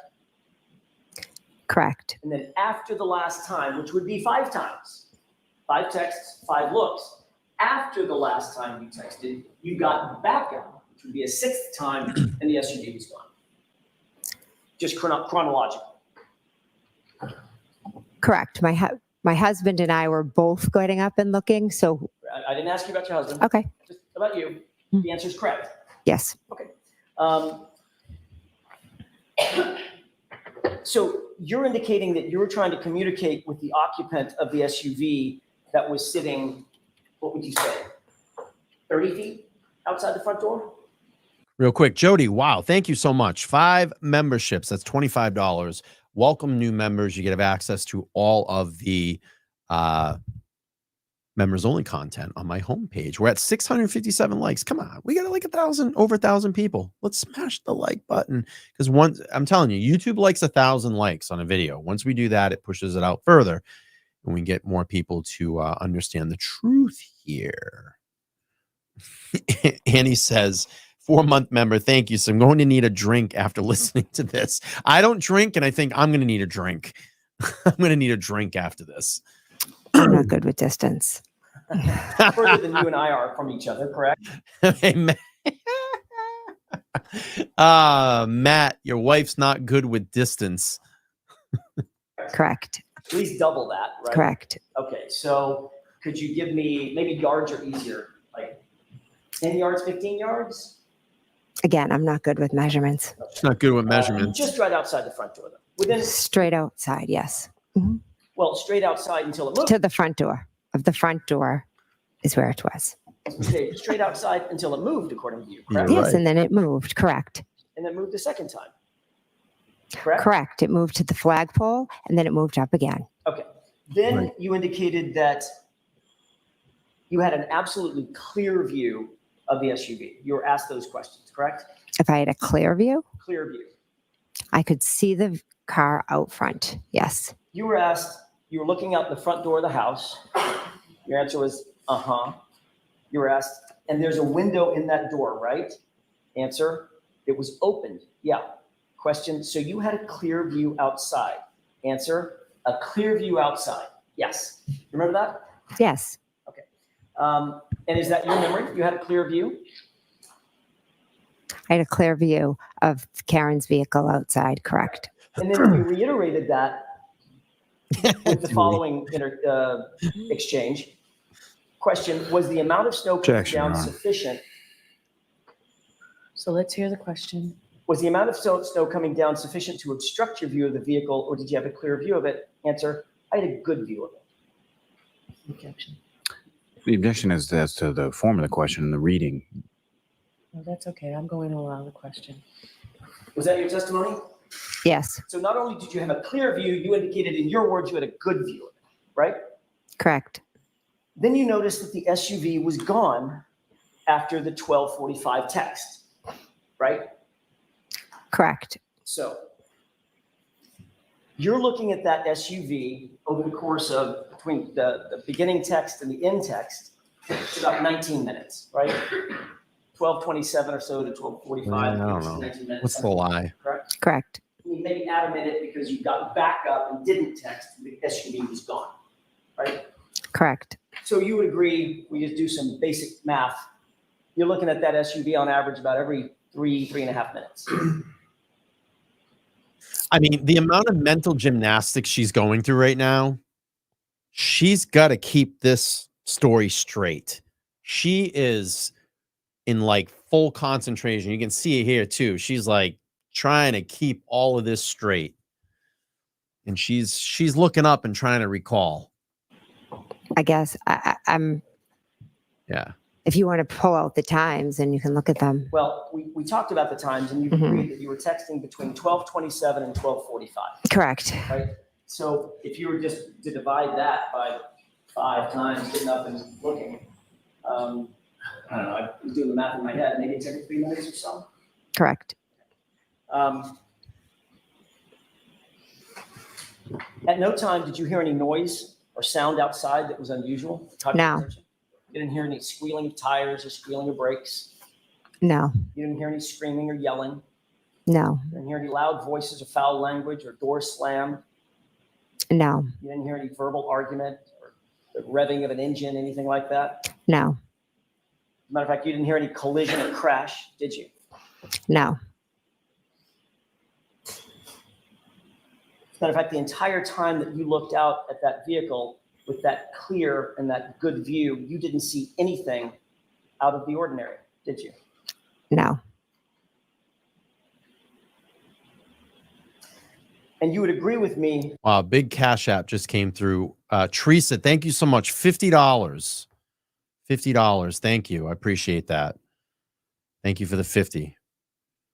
We'll get that up on the board and add that to the 25% that goes back to Karen tonight. Thank you so much. As you looked Appreciate at the SUV, you're looking over the lawn to the SUV out at the street. Thank you. Correct.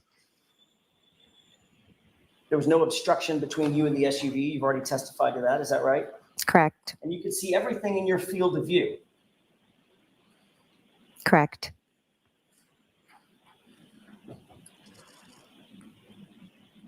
And then you saw the SUV gone. It had driven away after 12:45. Correct. So I have a question, Ms. McCabe. Mhm. Where was the body? I have no idea. I'm assuming the body was on the front lawn. The problem with that is you were looking at the front lawn, Mhm. weren't you? I was looking at the vehicle and where it had moved. Do you know what field of view is? I love this part. John, thank you so much. 5 gifted memberships. Welcome new members. I appreciate that. That's a 25 spot up on the board. Thank you. This is where it's going to start getting really interesting now. I love this part. Field of view. He's going to try to explain it to her, and Bev's going to shut it down really quick. Would you like to explain it? I would love to. You had a clear and good view across that lawn to the SUV, didn't you? When it was straight out, I did, yes. You had a clear and good view of that SUV the entire time until it left, didn't you? And this is what I call, and I talked about this with Mark Betterow when he was on a couple of nights ago, talking about what I call how Alan Jackson works. You know, the way that I kind of see it, it's the wheel. So he gets information out. Like, let's just say he talked about earlier in this testimony. Well, you said you saw the tire tracks. You said you saw the Jeep. You said you were looking out the window multiple times. Now he's already got that out there, and he's going to bring it right back around. And then now he goes, well, where was the body? I mean, you said you saw all these other things. I'm talking to you about field of view, and field of view, if I'm just looking in this room right now and I look at my camera, past that, I can see 2 microphones, a TV, a light, a clock, my LTL media sign. I'm seeing that in my peripheral, even though I'm looking directly in the camera. I can see that. If I look out here, I have my Believe sign, my Microdots hat, my LTL media sign, my 2 lights that are right there. So how did you not see that? I could see the black SUV, correct. Nothing was obstructing your vision. I wasn't looking at the ground. I didn't ask you about the ground. Yeah, thank you so much. $5. So Jen saw tire tracks, but no man passed out on the lawn. If Karen's Wi-Fi linked to Officer John O'Keefe at 12:36, but she just said that she saw the SUV at 12:45. Yes, very, very valid point. And I think we've been concluding on that all this time. So yes, thank you for the 5. Ground yet. We'll get Yep. to the ground. Good point. Nothing was obstructing your vision, was it? No. So you had a clear and good, your words, not mine, a clear and good view of the SUV Yes. and everything in front of it. I never said everything in front of it. I saw the SUV. It's black. It has lights on. And as it moved, I could see it with its lights. And you had a clear view of everything between you and the SUV. All the things closer to you and the SUV. I wouldn't say that. So your view was obstructed on what was between you and the SUV, but not obstructed on the SUV? That's not what I was saying. No, of course not. Because if you had a clear field of view to the SUV, you could see everything in front of it as well, meaning between you and the SUV as well. If I'm looking straight out at an SUV, I'm not looking down at the ground. Let me ask you a question about that. Your focusing right now on my face Yes. as you're answering these questions. Mhm. You think you'd see, I don't know, an alligator sitting in front of me if I was there? Objection. You think you would see something? Can you clearly see that there is nothing between you and me except a podium? Yes. Well, there's a table. And you don't have to look down to see that, right? Correct. You're looking directly in my face, but you can see things that are between you and me because you have a field of vision, right? Objection. So I'm going to see counsel at sidebar for just a Lizzie B, thank you so much. minute. $8 Aussie. I love when the Aussies are watching. Look at her. She's like, Lizzie B, thank you. $8 Aussie. We'll make that $8 American. Jackson is always 5 steps ahead. Love this show, Brian. Well, thank you. Listen, I don't want to, I guess, burn ourselves out or like we were joking about the other day, beating the dead horse. But I think it's important to go over this stuff and listen. We pick up on things that we might have missed the first time through. It's good to review this. And, I wanted to go back through a couple of these testimony. I thought the ARCA guys are very important. I thought Trooper Paul to do that compare and contrast. We had Mazza over here and Mark Betterow jump up on one night. And Jennifer McCabe, which I think is the most vicious, ugliest, evil testimony in all of this. The amount of lies. I mean, she can't even keep any of her lies straight. And the amount of lying that she's doing in this is just beyond anything. So I wanted to go back over this. Let's see. Bukaki's missing dentures. Love that. $20. Nobody has mentioned the fact that none of the many voicemails, not one did she leave a drunken, slurred message. Is a good point. That's a very good point. Microdot says, I love the rewatch. Yeah, I mean, it's good to do these, and maybe I'll get Mazza up on one of these. I know he was on a lot of shows tonight. Maybe I'll have him come back and do the, kind of part 2 or part 3 with me. We'll probably break this into probably 3 parts, or May I proceed? Yes. I don't even know where we are in the testimony. We had a long time to go. So maybe 3 parts out of this. What time is it right now? 10? You want me to keep going? Let me know in the chat. We're about an hour and a half in. I can keep going. I don't have any plans. I have tomorrow off too, so I can be here all night if you want.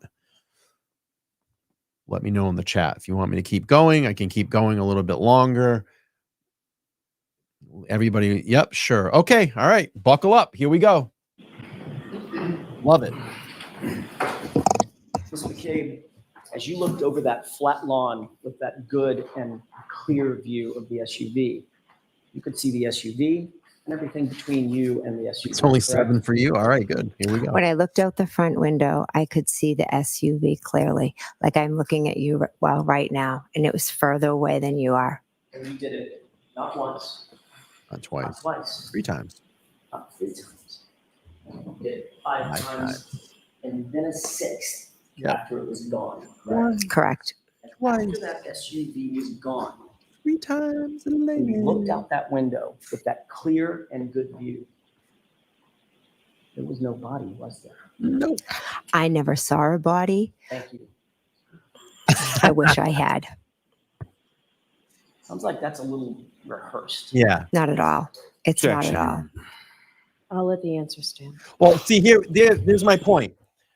So earlier, remember when I was pointing out that Jen McCabe was looking past? See how close Lally is to Madam Court Reporter? She was looking past. So I don't know if she was looking at some of the other Commonwealth attorneys, but I have a feeling that she was looking at the O'Keefes. I have a good feeling she was, because I sat in there.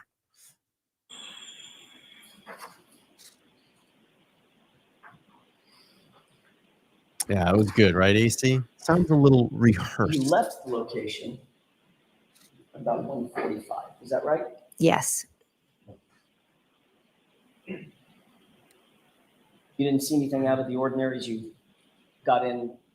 Was it your car or Mr. McCabe's car? It was my car. When you got in that SUV of yours, you didn't see anything out of the ordinary outside, correct? I wasn't looking outside. Okay. I know that that is the answer that you want to give to every question. My question is yes or no. Did you see anything out of the ordinary? No. Thank you.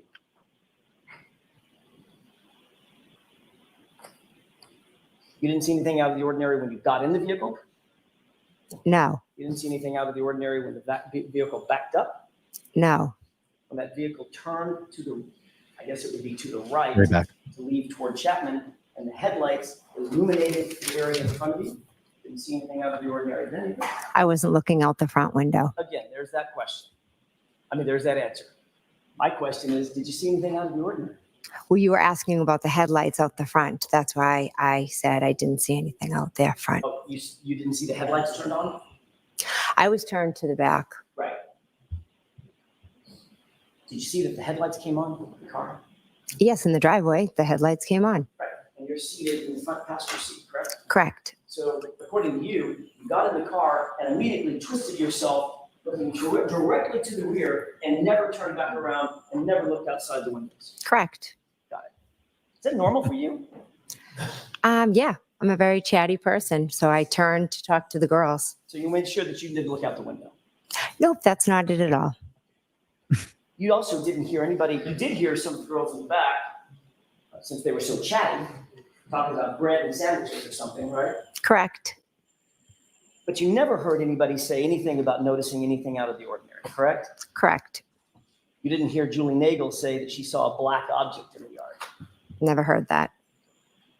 But you were turned around looking right at it, according to you, correct? Correct. Indeed, engaging them in conversation, according to you, Correct. so that you could make sure that you weren't looking out the front or right windows. Objection. Can you answer that? Is that why you did it? No, that's not why I did it. I was talking to the two girls. When you got home, what did you do? I went up to bed. What time do you think you got home? Uh-oh. We know where we're getting with this, right? We know where we're getting with this. You're in Somewhere trouble. after approximately between 2 and 2:15. It took you a few minutes to drop the girls off. Correct. See, she's trying to establish that she was in bed by 2:15 because she's going to dismiss the 2:27. It was like 2:15. So if I'm asleep, then how the hell could I have done the 2:27? Google search. I'm in bed. When you got home, you got on your phone, correct? Yes. Before you got on your phone, you went upstairs to your bedroom. Yes. Did you use any applications? Well, let me ask it this way first. fuck Did you make any phone calls just using your phone? Any phone calls after you got Who's home? Googling Or basketball? downstairs or- 2:00 in the I morning. do not believe so. Did you use any applications to communicate with anybody through Wi-Fi? Do you know what I mean by that? Like FaceTime audio or WhatsApp phone calls, things like that? A text message? No, actually, and you may not use these, but I'm asking, did you use any kind of third-party app that uses Wi-Fi, VoIP, She's like, I don't know. other than just a phone call? No. Sounds like you don't even know what that is. I don't even know what you're talking about. Fair enough. So it's safe to say that you didn't use or you don't use any multimedia to communicate. You don't use FaceTime, Snapchat, or Signal, or anything like that. I've used FaceTime with my children, yes. Not for phone calls. No. Like FaceTime audio is a way that you can make the call. No, I've FaceTimed with my kids at school, but that's videos. Like, oh, okay. So yeah, I guess not. you didn't do that night either. Not that I recall. You're right, Jody. Who does this? Did you? Now I'm going to get back to your question. Did you text anybody? I did, yes. Who did you Uh-oh. text? Okay. I texted my sisters and I texted my husband and a friend in a group chat. Why? You texted your husband and a friend in a group chat. Mhm. Yes. Yes. Your husband was home. Yes.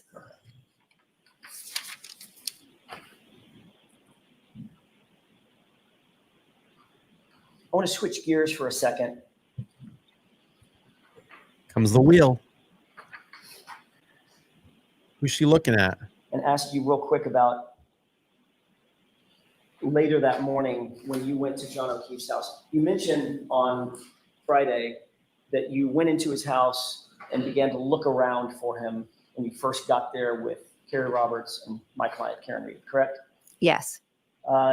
You indicated that you looked in his bedroom and saw that the bed was made, correct? Yes. You indicated that you looked around other parts of the house looking for him, searching for him. Is that right? Yes. You obviously saw the blankets and pillows on the couch downstairs in the living room, correct? I peeked over at the couch. And you're aware that Karen Reed stayed on the couch. She's always peeking over everything. You ever notice that? She's always looking around. She's always looking around. She's always peeking around and looking for stuff. You ever notice that? It's all Jen McCabe does. Peeking out the window, peeking through the house, peeking around, peeking on her phone at 2:27 a.m., Googling Hoss Long Island dying cold. Always That night to peeking. wait for John to come home. I'm not aware of that, no.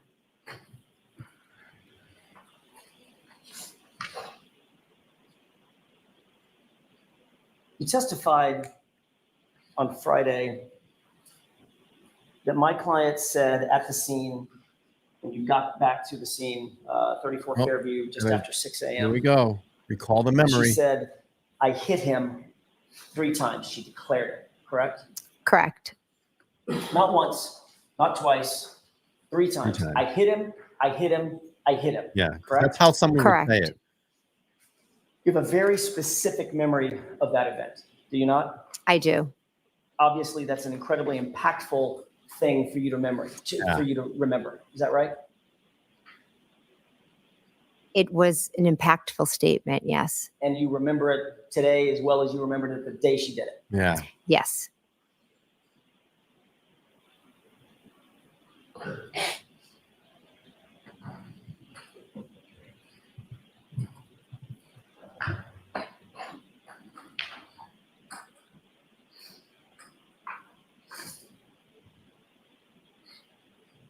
I'm going to have just a moment. Thank you.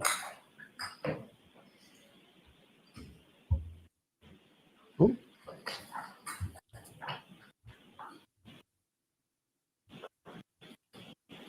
Did you, before I ask you about that specific document, did you review anything before you testified in preparation for your testimony today or Friday? Yes. Did you review your grand jury testimony? I did, yes.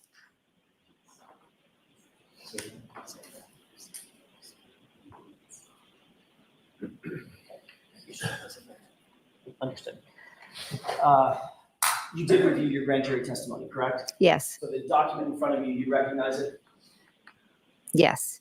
That is in fact a true and correct copy of your grand jury testimony on that you gave on April 26th, 2022. Is that right? Correct.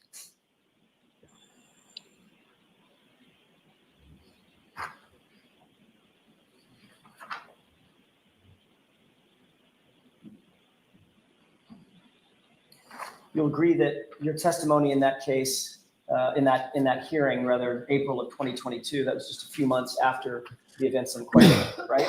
Yes. You were under oath at the time that you gave that testimony, Yes. and you were subject to the penalty of perjury Hmm. when you were answering those questions, correct? Yes. Ms. McCabe, I'd like you to turn to the page, since you've That doesn't reviewed this, affect turn to me. the page of that document where you ever said in your testimony that my client said, I hit him, I hit him, I hit him. Comes the wheel. Was I asked what she said? I get to ask the questions. Well, I'd like you to direct me where to look. I want you to look at the entire grand jury testimony if you need to, and turn to the page where you ever said that my client said, She didn't say I it. hit him, I hit him. Not in the grand jury. I'm not sure if it's in this document, but I can tell you today with 100% Look at the jury. clarity. She said, I hit him, I hit him, I Yeah. hit him Yeah. on that morning. Yeah. See how pissed she is? That's a scary fucking person right there. That's a very scary person. Because she knows she just got caught. And this is what happens when Jen McCabe gets caught. You see how fiery she gets? That's scary. That's like devil shit right there. Woo! That's pretty scary stuff. Let's go back. Yes. You were under oath at the time that you gave that testimony, Yes. and you were subject to the penalty of perjury when you were answering those questions, correct? Yes. Ms. McCabe, I'd like you to turn to the page, since you've reviewed this, turn to the page of that document. It's not where in you there. ever said in your testimony that my client said, I hit him, I hit him, I hit him? Was I asked what she said? I get to ask the questions. Well, I'd like you to direct me where to look. I want you to look at the entire grand jury testimony if you need to, and turn to the page where you ever Not in said there. that my client said, This was I the hit wheel. him, I hit him, I hit him. I'm not sure if it's in this document, but I can tell you today with 100% clarity, she said, I hit him, I hit him, I hit him on that morning. So it's not in that document, is it? I'm not sure if I could take the time, and do you want me to read over 200 pages? May I approach? Yes. No, I don't want to take the time. Because you just indicated that you reviewed this document in anticipation of your testimony, right? Right. Correct. So you've gone over it recently. A few weeks back. So we don't need to read it. Right. You know that you never testified Not to in that in the grand jury in April of 2022, don't you? I don't know that as a fact. I would have to reread 222 pages or however long it is. You think you might have missed it when you reviewed your testimony in anticipation for, I'm sorry, when you reviewed your transcript in anticipation for your testimony? Objection. Hello. What is the objection? I read it a few weeks ago, It's probably the most powerful part of your testimony, ma'am. and I will never forget it. Objection. Okay, so that's stricken. Would you agree? Do you think that's a powerful part of your testimony? Objection. I'll allow that. It is, yes. Did you see it in the transcript? I cannot recall. It's over 200 pages. He's laughing. He's like, come on. Yeah, approach on. Yes. Oh, God, man. AJ fucking shreds her. He just is fucking shredding her right now. I love it. It's so good. So good.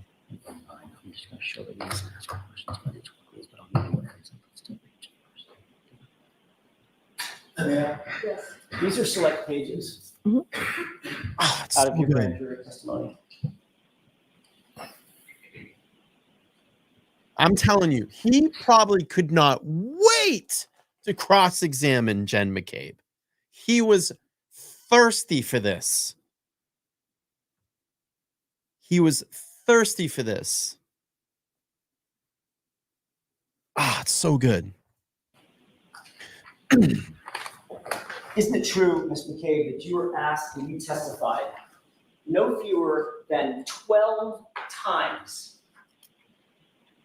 what my client said, either at the scene or on the way to the scene?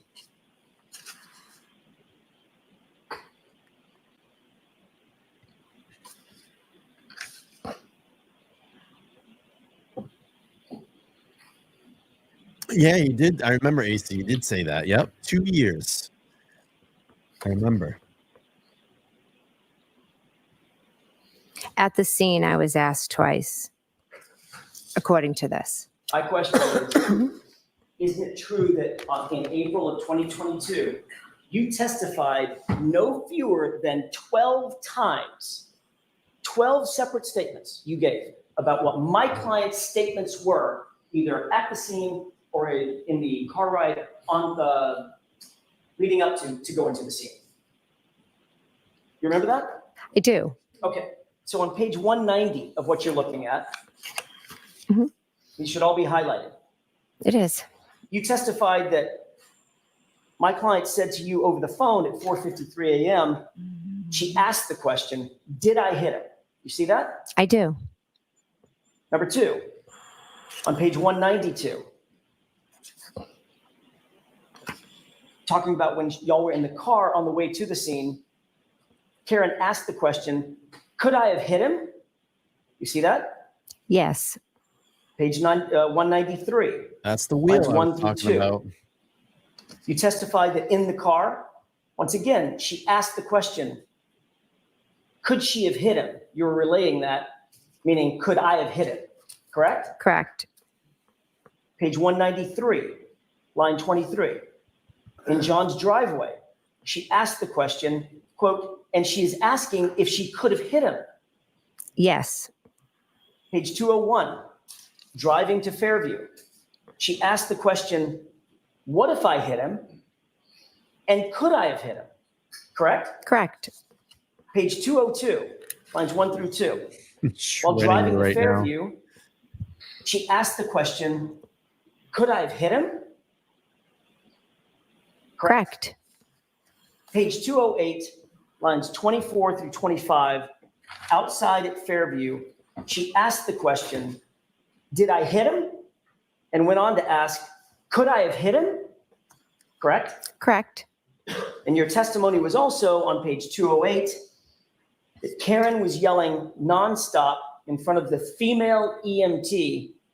Did I hit him? Could I have hit him? Is he dead?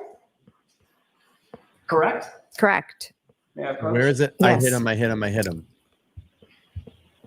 I'm just going to pause this real quick. Lee, thank you so much. $10. We are not going to let this go, Jen McCabe. The free Karen Reed community is invested in justice. Thank you so much. I appreciate that. Yes, we're at about 800 likes. 200 more. We'll be at 1,000. I would love to get there. And let's see. Kristen, thank you so much. $25 says, appreciate your coverage and how mindful you are. It is easy podcast to listen to. Well done, sir. Well, thank you. I appreciate that. We try to get the community involved and, just listen to what you all want to see. So I appreciate that. John, $10 Aussie. Thank you. Said, we've all told white lies, but to lie like this repeatedly under oath in a murder trial is next level in borderline evil. It's methodical. It's like Satan shit. You know what I mean? Thank you, John. I appreciate that. John from Australia, always in here. Thank you. All right, here we go. That's 12 times that you reiterated under oath, under penalty of perjury in April of 2022, what my client's statements were either at the scene or leading up to getting to the scene, correct? Correct. Every single one of those, Excuse me. 12 separate times, you indicated that she asked a question, something like, could I have hit him or did I hit him, correct? Correct. Not one time in that testimony did you say she declared, I hit him, I hit him, Right. I hit Yeah. him. Did you? The questions that were asked, when she said, I hit him, I hit him, I hit him, that was at the scene in response to an officer asking questions. What I just Making read sense. was us when she first called me, or when we were driving in the car, or when we were at John's house. So I was answering the question that I was asked. So you believe that you weren't asked the question, did she say to an officer, I hit him, I hit him, I hit him? And if you're not asked the question, did she say to an officer, I hit him, I hit him, I hit him? You're not going to volunteer that she said, I hit him, I hit him, I hit him. That's your testimony. No, that's not. Your testimony. My testimony is an officer was asking her what his name was and different things about him. And at that point, she was saying, I hit him, I hit him, I hit him. Which officer? I do not recall. Well, you recall the I hit him. Oh, this just keeps getting better and better and better. Kat, thank you so much. One gifted membership, that's $5. We'll add that up on the board, and you just gifted another membership, so we'll add that up on the board. Yeah, I mean, there you go. Jody, you just gave us the answer to everything, the clarity that we have needed. If that happened, the fucking officer would have slapped bracelets on Karen right there and put her in a cruiser. And she would have been hauled off to Canton and in jail by then. Absolutely makes no sense. 0 cents. 0 cents. Oh my gosh. It just keeps getting better and better. This testimony gets better and better as it goes. Let's just check let's see. Beverly, thank you so much. $20. Add that up. She says, free Karen Reed. Thank you. I appreciate that. All right, here we go. I love that, Kelly. Kelly says, a cotton mouth full of lies. I love it. Good stuff. All right, here we go. We'll keep You just told going. me that was the most impactful thing in the morning. It was shocking. So what officer Oh, did she say? shock was and horror. supposed- I was more focused on her and her hysteria than which officer was asking the question. So you have no idea who the officer was even, correct? I'm not sure which officer was asking her. It could have been an EMT. Someone said, what is his name? Does he have medical conditions? How old is he? But you were asked that question, ma'am. On page 208, you Why were should we asked looking at what the she jury? said in front of the female EMT who was asking her questions. And her answer was, I'm sorry, your answer was, she said, did I hit him? Could I have hit him? Is he dead? Mhm. Is that right? That is correct. That But- might have been a good time to offer up that she confessed, I hit him, right? Objection. Sustained as to that form. Ms. McCabe, the truth of the matter is you've manufactured this new story Yep. for this jury because you think it helps you out. Absolutely not.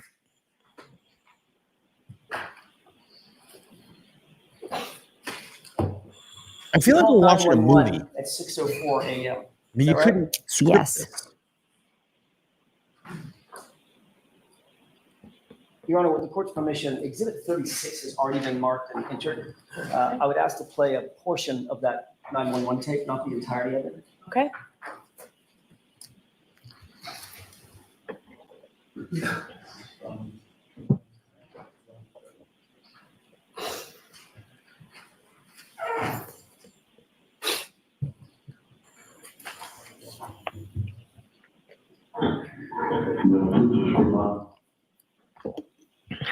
With the court's permission, I'd ask to play about runtime 1:30 to 1:45. If you can give me 2 seconds. Yes. Richie, thank you so much. Richie the fence guy, $20, as much as it makes me want to puke. Thank you for replaying the testimony. We all missed a lot, and now it's clearer. Well, I appreciate it. I'm glad that you find value in this. We're not going to get through the whole thing tonight. We got a lot of parts to go. Maybe we'll split this up into 2 or 3 parts, but we'll get through it. You know, it's good to go back and refresh and look and just see how preposterous all of this was. But thank you. I appreciate the $20 super chat. All right, here we go. Do you recognize the voice on that tape? Yes, that's mine. Appear to be a true and accurate, at least that portion, a true and accurate reporting of the 911 call that you made that morning. It was a very brief clip. I'd have to hear more. Go ahead and play, starting at runtime 1:30 to about runtime 1:45. 46 years old. 46, how long has he been outside? I don't know. I don't know. He got out of the car and Stop. Was that you? Is Yes, that was. that the 911 call? Yes, it was. And what did you just say? I said, I don't know. He got out of the car. He got out of the car, Mhm. is what you said, correct? Yes, And this was at 6:03 in the morning, correct? correct. This is before you ever talked to Brian Albert, Correct. before you ever talked to your sister Nicole Albert, Correct. before you ever talked to Chris Albert, Correct. before you ever talked to Julie Albert. How Correct. do you know he got out of the car? You hadn't talked to anybody at this point other than Kerry Roberts, correct? And Karen Reed. And my client. Correct. And in that 911 call, you said he got out of the car, didn't you? I did because Karen Reed had told me that she had left him there. Your words were, he got out of the car, correct? Correct. Did you make any other calls other than to 911? I called my sister. What time was that? I believe it was after the 911, but I'm not sure. You claim that your sister didn't answer. Is that right? Wait a minute. Wouldn't that just help the point? Wouldn't that just help the point? Jen just said, well, Karen Reed told me that she left him there. Meaning she left John there. That means that John went into the house. And it just goes back to the theory. I waited. I didn't have any signal for John. She got frustrated and she left. She literally just said that Karen Reed told me that she left him there. So where did John go? Left him there, meaning left him at 34 Fairview. She just busted herself. It's funny, I didn't pick that up on the first round when I first watched this. Yeah, and went inside the house. When you leave someone there, if I'm driving with microdots and I pull into a driveway, or Tom CPU or Todd McGee, and I go to someone's house and I leave, and then let's just say they went missing, we couldn't find them, and the officer asked me, when was the last time that you saw Tom CPU? Well, I saw him at the house. I left him there. That's the last place that I saw them, meaning they went inside the house. We'll go back. Everybody wants to replay it. Let's go back.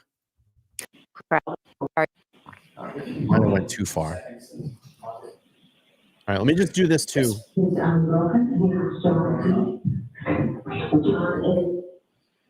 Dewey, so kind, says it is gut-wrenching to think about the cruelty of Officer John O'Keefe's last moment. Rest his soul. Free Karen Reed. Thank you so much for the 50. And I completely agree. And I think everybody in this chat room agrees tonight as well. But let's replay this. Let's listen to what she says. She says, Karen Reed told me she left him there. Recognized voice on that tape.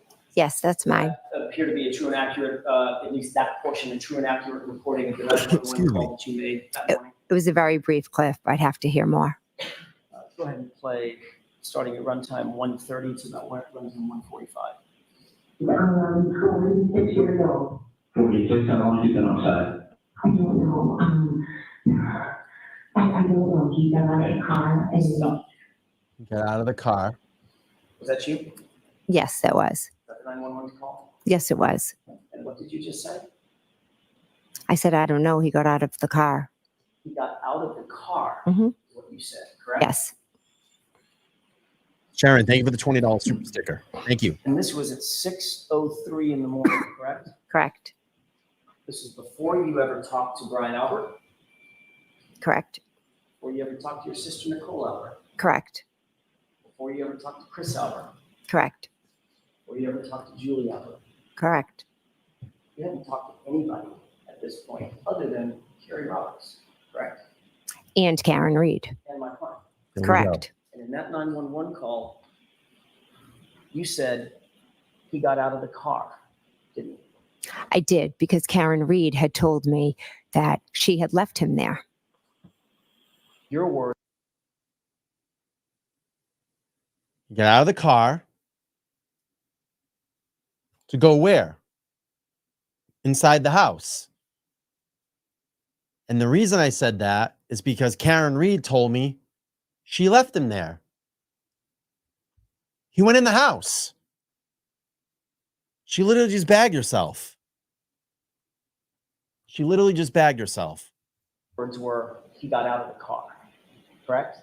Correct. Did you make any other calls other than to 911? I called my sister. What time was that? I believe it was after the Live 911, stream. but I'm not sure. Yeah, got to get the You lie straight. claim that your sister didn't answer, is that right? She did not answer. But you do know that your phone extraction shows that that was an answered call at 6:07. If that's what it shows, but I can tell you she did not answer the phone. And you are as sure about that as you are, my client said, I hit him 3 times, right? I certainly am, yes. Perfect. Yeah. You also called her at 6:08. I might have called her twice, yes. Your Honor, I have an exhibit. This may be as good a time as any to take a break. If you wish, I just have to cue it up. It's up to you. I don't mind. Folks, we'll take morning. Okay, you all are going to call it in the chat. I can keep going for a little while longer. Where are we at? We're at 10:36. If you want me to keep going, I can go a little bit longer. I can go to like 11 o'clock. Or if you want me to go past 11, I can do that. How about we do this? All right, everybody wants me. You want me to keep going? Because I probably have some of my West Coast peeps here. You want to watch the fan? I can't believe we had to see this. It was hilarious. The fan. The most replay. Look at the fan. The fan is literally the most replayed part. All right, let's go. We'll speed up here. Well, we need the witness, but were there any questions first, or were you just going to the video? Questions, and then Okay. I'll ask. Let's bring Ms. McCabe in. Oh, we'll go a little bit longer. Only 12:37 p.m. Well, yeah, in the afternoon. It's late here. We need 1,000 likes. We need 1,000 likes. Okay, That's what whenever we you're need. ready, Mr. Jackson. Where are we at? Ms. McCabe, I want to go back very briefly 886. to something you said just before we broke, and that was in respect of the statements that you attribute to my client out of the scene. You said, well, there was an officer possibly Need asking 114 questions, more. or it could have been a female EMT, and I wasn't answering questions about that, correct? Hence, you didn't say, I hit him, I hit him, I hit him. Okay, we might just need less. Can you be clear on your question? Let me rephrase that. Before we broke a few minutes ago, you had said, the reason I didn't say, I hit him, I hit him, I hit him, is because I was never asked. And the subject never came up about what an officer asked her when she declared that. So I just didn't offer it. And then you said, or it could have been an EMT. I agree, Sunshine. Yes, I'm unclear who was there.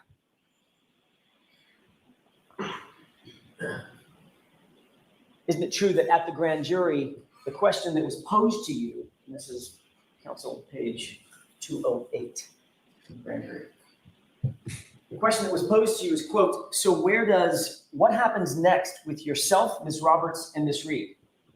And your answer was, so there are different, police officers getting statements from us.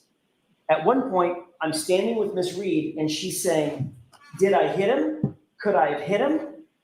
And there was, I believe, an EMT, a female, standing right next to me and listening to her yelling, did I hit him? Could I have hit him? Is he dead? Is he dead? Is he dead? Was pretty much nonstop. Remember that testimony? I do. So in point of fact, you were answering the direct question about what happened in front of the police officer and the EMT, correct? There were multiple police officers and multiple EMTs present. So now this is another police officer and a different EMT. I'm not saying that. Okay. But nowhere in this did you say that she declared the words, I hate him. Correct? We'll agree on that. Correct. Your Honor, I have an item I would like to have marked as next in order. Pilgrim Show, $20. Yeah, Ryan, thanks Yes. for keeping it going. Thank you, mods, for all your work. Thank you. I appreciate that. Thank you, thank you, thank you. By agreement, Your Honor, that will be Exhibit 96. Thank you. I like Madam Court Reporter's pink jacket Court permission, I would like to play during a this portion of testimony. and then Isn't that stop it. funny? Okay. It's a lovely shade of pink or magenta. It's audio only. She's wearing a pink scarf too. Very interesting.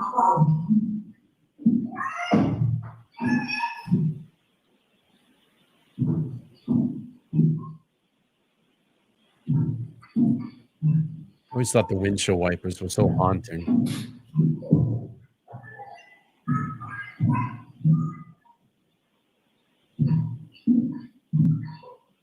I agree, Debbie.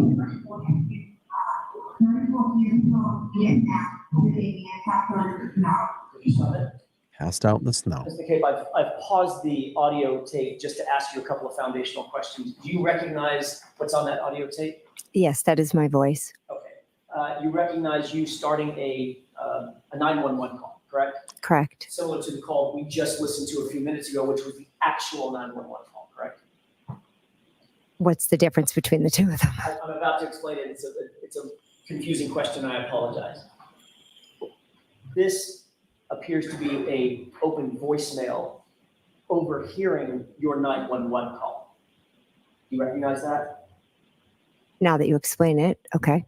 You hear a rhythmic boom, boom, boom. Yeah, it's boom. haunting. The windshield wipers. Okay, so that was my next question. That would have been an open voicemail that was recording inside the cab of the SUV that you were seated in, correct? Correct. Overhearing you call 911 and overhearing whatever else was going on, ambient noise at the scene, correct? Correct. Does that sound like a true and correct copy of at least the portion of the 911 call that you heard?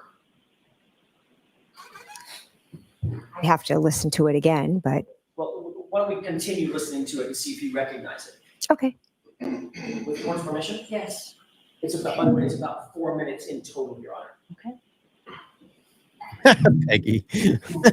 That's a good one, Peggy.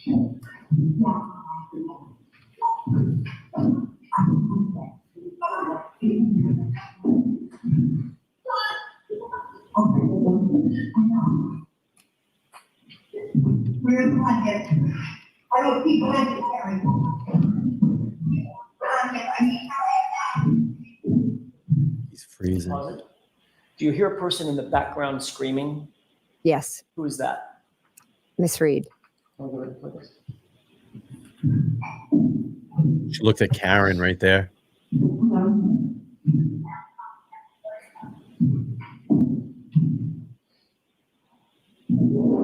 What's the matter, Jen? This 911 call getting to you?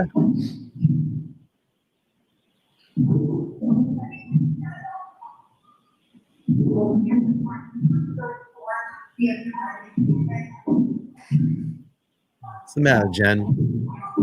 The lies getting to you?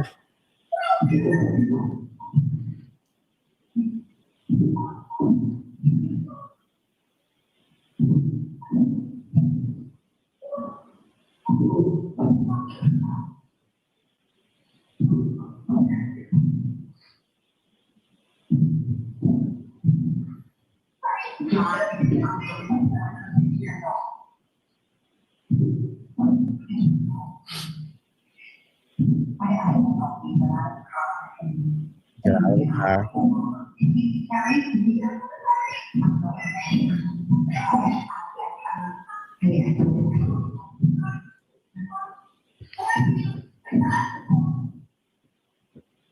Amber, $10. And following some of the recent trials in the Austin police work, and them in such contrast to the drafts work here, makes a lack of credibility to know that much more. I agree. Thank you.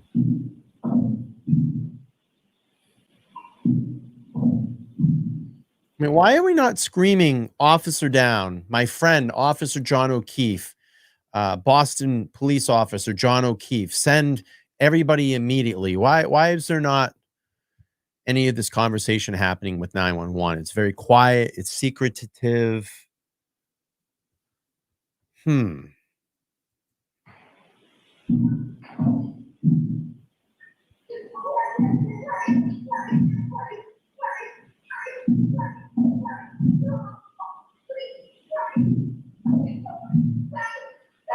Now, does that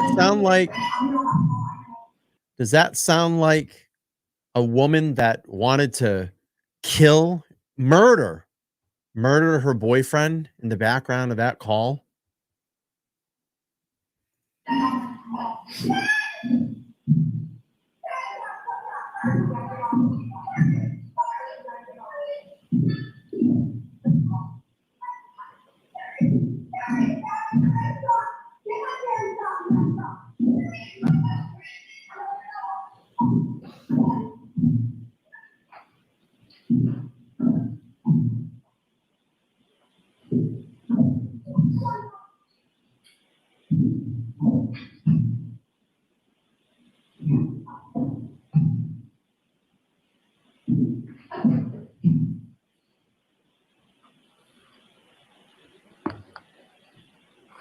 What a moment in the Did you courtroom, huh? hear the audio recording that we just marked into evidence?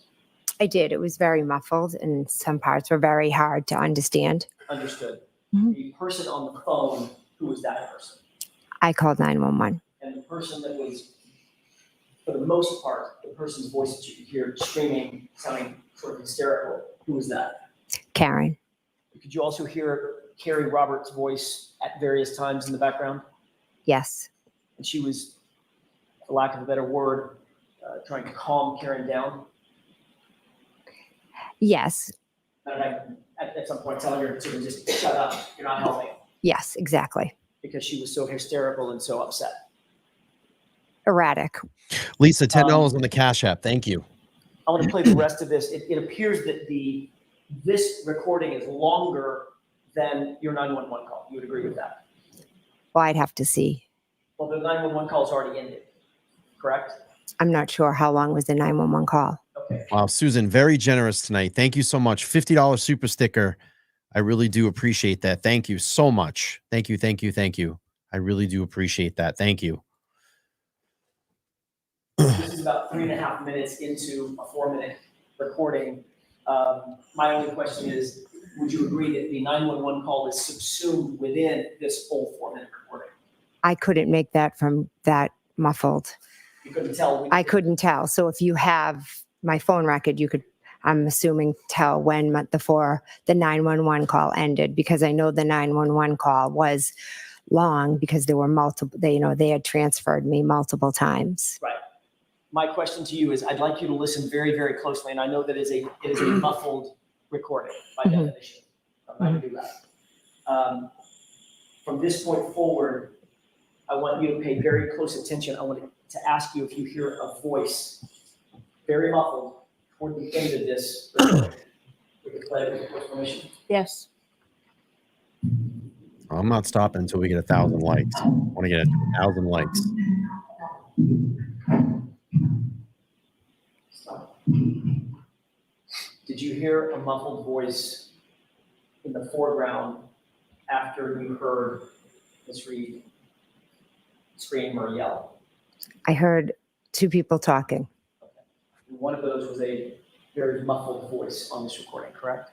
Most of the recording was muffled. The one I'm talking about is, I just played the voice Thank you, that Scott. was muffled in the foreground of the audio recording, for want of a better phrase. Yes, You heard that? I heard that. Yes. Was that you? I don't know if that was me. There was nobody else in the cab of the car with you, was there? I was standing at the trunk of the car, outside of the car. Kerry Roberts was over by Mr. O'Keefe, Agree. Yes, they were kind of running back and forth at times. and Karen was over by Mr. O'Keefe for most of that. Yes, But you were the one by the car. back and forth. Hmm.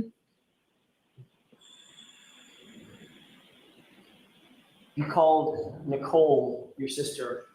By the way, has this ended? Did we finish playing this just for, okay, thank you. Okay, so Caroline, I'm glad that you mentioned this. I unsubbed and resubbed since I didn't receive any notifications for this live. I've been having lots of no notifications lately. Hopefully that works. So the best thing that I can do and tell you, you have to make sure that your notifications are turned on. And that means to all, okay?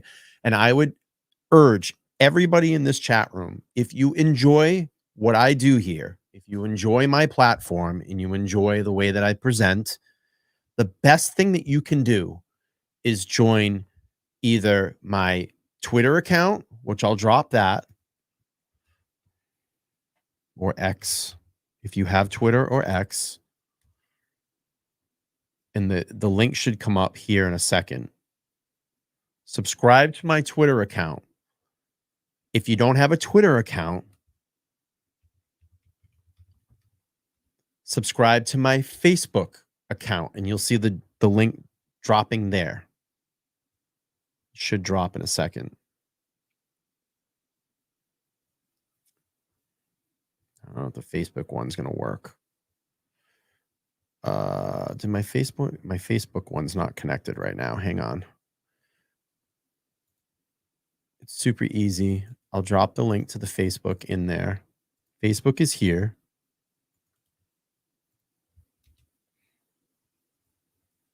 You can connect there, or my Instagram account. I'm going to wrap this all up and say, why am I asking you to sub to all this? YouTube is horrible at notifications. It's absolutely trash. Okay. I have no idea they can't figure out what they want to do. It's trash. It's just a trash system. So what you need to do is join either one of those entities, my Instagram, my Twitter, my Facebook. Every time I go live, I will post on those accounts and let you know. I guarantee you, you're going to get better notifications through either three of those entities. So I will post on Facebook, Instagram, or X, Twitter, and you can use that as your notification system. I also want to do this, and I want to set up a way, if I can do it, is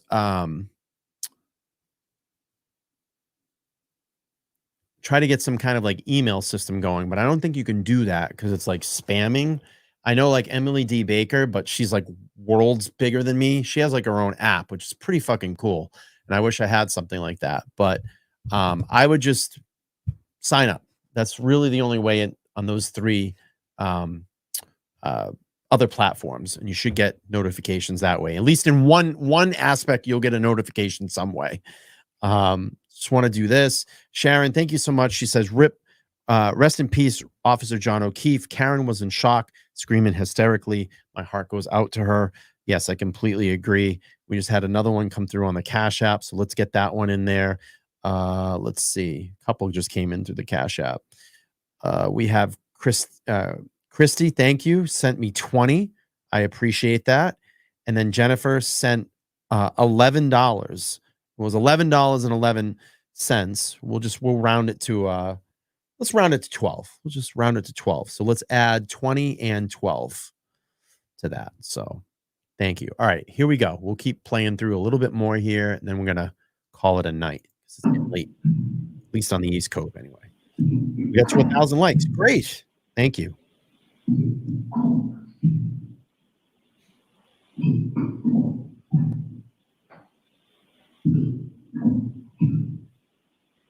Okay, that appears to be the end of the tape. Yeah, I don't know how to. You called. Maybe that's something I can look into, like a text notification. I don't know. I don't know how to set that up. I think you have to pay for a service like that. Maybe something I can look into. But YouTube is horrible. They're not gonna notify you. Oh, by the way, we just passed 34,000 subscribers on the channel the other day. So I want to thank all the new subscribers, all the new members, all the people that have come in recently to these lives. I appreciate it. But okay, let's try to play a little bit more here, and then we're going to wrap this up for the night. Your sister at 6:07 and 42 seconds, correct? I don't have my phone record in front of me. Does that sound about right? Approximately. And you've made a second phone call at 6:08 and 17 seconds. Does that sound about right? I did call her twice, yes. And both of those calls show in your extraction that they were answered phone calls, correct? I don't have my extraction in front of me. Well, you've been asked this question a bunch of times, right? You were asked this question at the other proceeding, is that right? Yes. You And were shown phone records.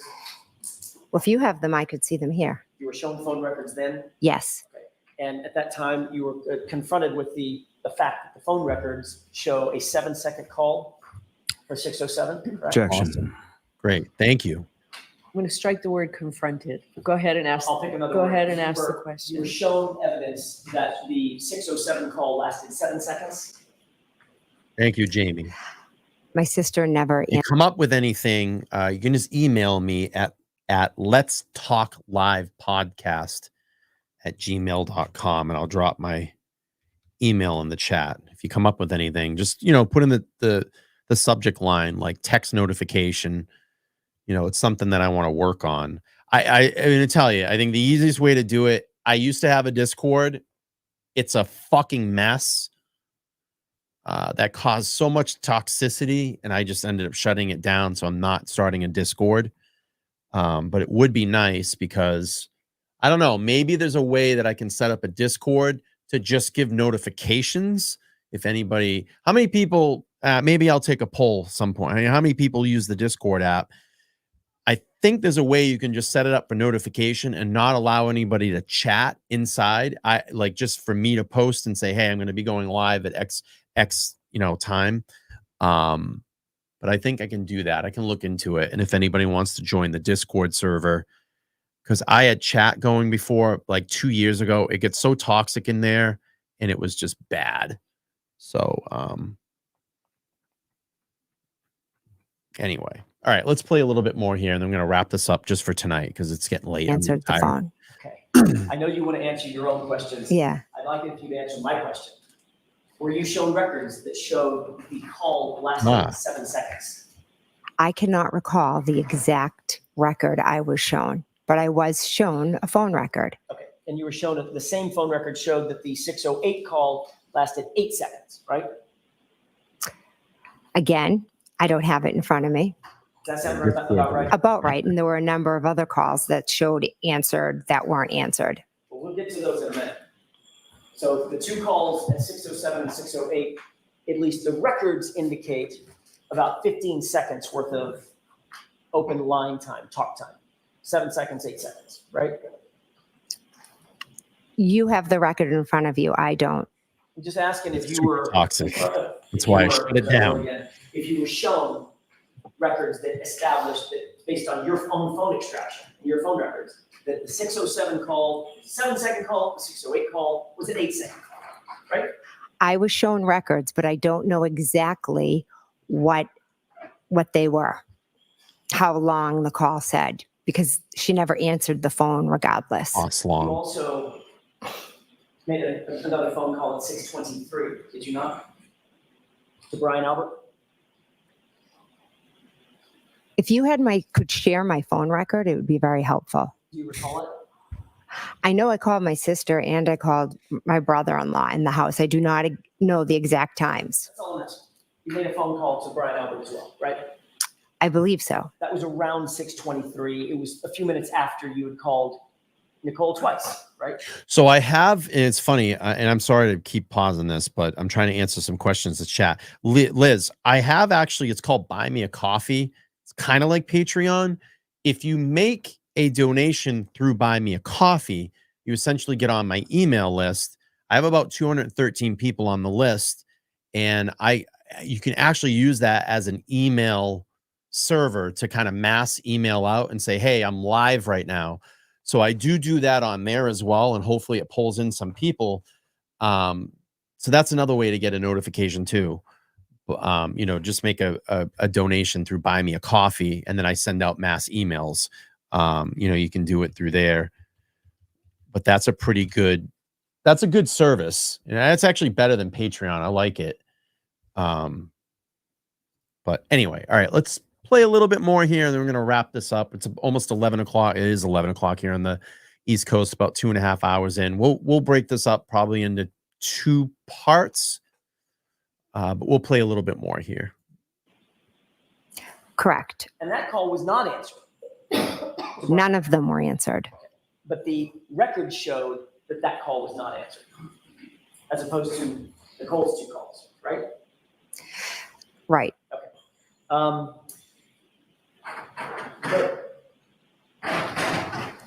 The calls to Nicole were deleted from your phone before you turned that phone into law enforcement, weren't they? Not by me. By somebody else? I never deleted any calls when I willingly handed my phone over. You claim that you didn't delete calls, but you do know that your phone was forensically analyzed and those calls were in the deleted file folder, correct? I have seen that, but there were 20 calls all in a group that were all deleted. So cherry picking a few makes it look a different way. Okay, so we'll get to those. I'm not cherry picking anything, okay? Mhm. I'm asking you questions about the records. Which I would love a copy of if I could see. We'll get to that in a second. I'm just going by your memory. You've seen these records a bunch of times. You've been questioned about these records a bunch of times, right? Yes. Okay. So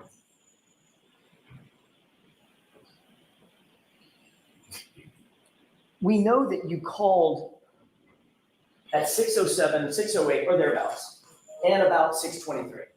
2 to Nicole, 1 to Brian, correct?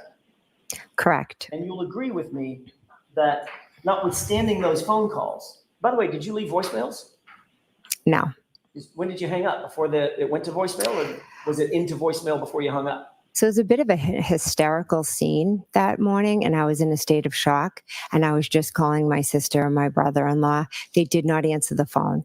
I cannot tell you when I hung up because it was a hysterical scene. I was in a state of shock.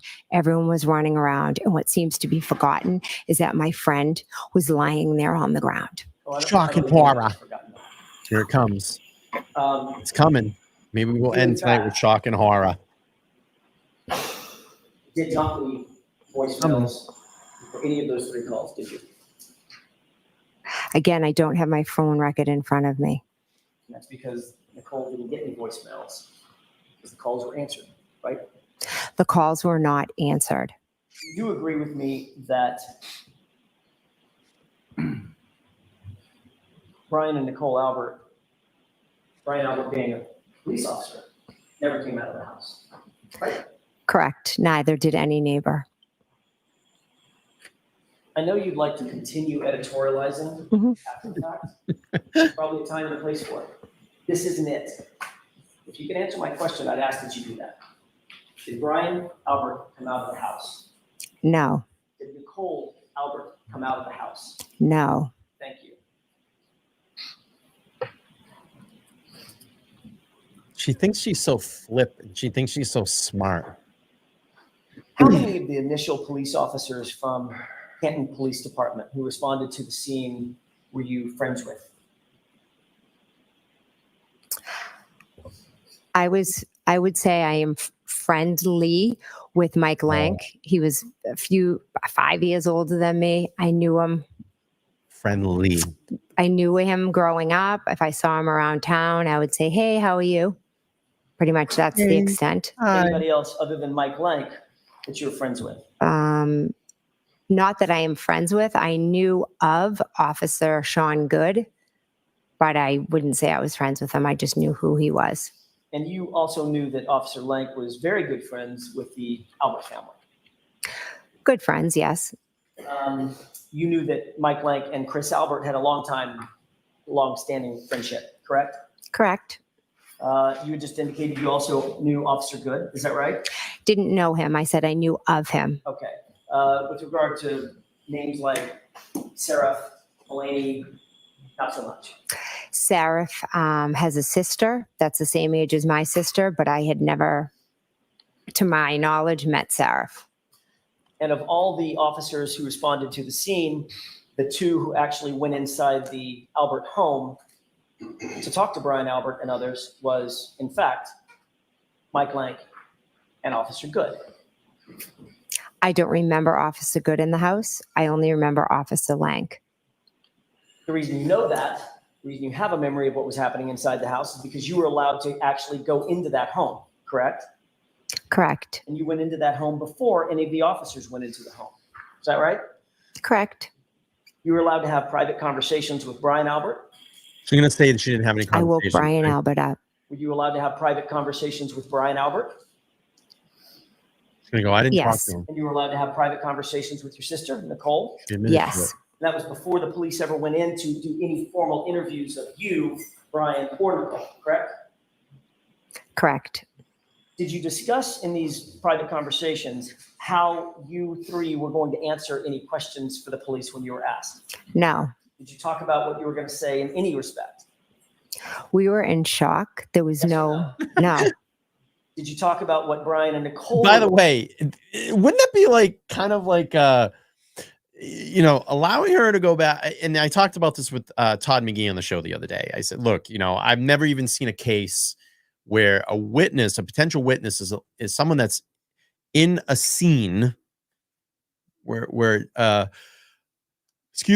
a dead or dying police officer is on the ground and we're allowed to just let people walk away from that scene without asking some questions or going, hey, come over here. Where you going? And my point to all this is Jen McCabe was allowed to go back into Brian Albert's house and have a private conversation with him and his wife. Would that be kind of like witness tampering? Like you're influencing that potential witness having a private conversation with them, allowing to walk away from the scene. It's insane. It's literally insane. All right, let's play a little bit more here. Going to say in their interviews with the police. No, Did Brian Albert give you any advice as a police detective what you should do or say when you were interviewed? no, Did he give you any advice as a police detective what you should do with your cell phone? no, Did he tell you that the police might want to get a hold of your cell phone at some point? no, Did you two discuss the calls that you made to Nicole Albert at 6:07 and 6:08 and the call that you made to Brian Albert at 6:23? no, Did you ever discuss the idea of potentially deleting any of those calls that were made in that early morning? absolutely not. Would you tell us if you did? Yes, because I'm an honest and truthful person. Oh. AJ must have Did you just tell him which officers were outside? boiled over in laughter. I don't recall. Did you tell him that Officer Lang, specifically, friend of the Alberts, was outside? I don't recall. And then your husband, Matt McCabe, arrived at the scene, correct? Correct. He was allowed to come in the house as well, right? I believe Officer Lank was in the house before Matt came into the house. And a little bit later that morning, Julie Albert came over, correct? Correct. And by the way, Officer Lank, after just a few minutes, then left the house, correct? Correct. Leaving all the witnesses inside together. Correct. And I can't remember if I asked this question or just thought it out loud. Did Julie Albert come over? She did. And then Chris came over. Yes. Even Brian Higgins came over. Correct. These are all friends and family of yours, correct? Not Brian Higgins. I had only met a handful of times. But you consider him a friend. A friend of Brian Albert's is how I would reference him. Fair enough. So these are friends and family of Brian Albert. Correct. And everyone was permitted to discuss the circumstances of the evening before going into the early morning hours with each other with no police there, correct? Yeah, right. Crazy. I sat with my family in shock and horror. Were you allowed to discuss the circumstances of the night before going into the early morning hours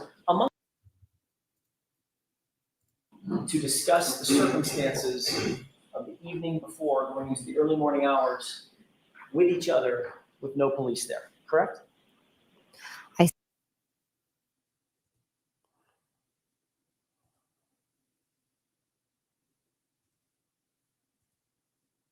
Sat with my family in shock and horror.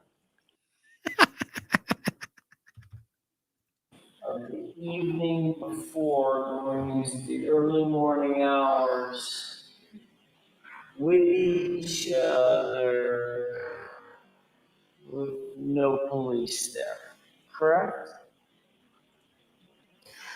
I sat with my family in shock and horror. Were you allowed to discuss the circumstances of the night before going into the early morning hours amongst yourselves without any police presence? Yes or no? There was no reason for us to be allowed or not allowed. We did nothing wrong. Understand my question? Did you get it? Yes, I understand your question. Can you answer it, yes or no? Were you allowed, that group of folks, Mhm. were you allowed to discuss the case without a police presence? Yes.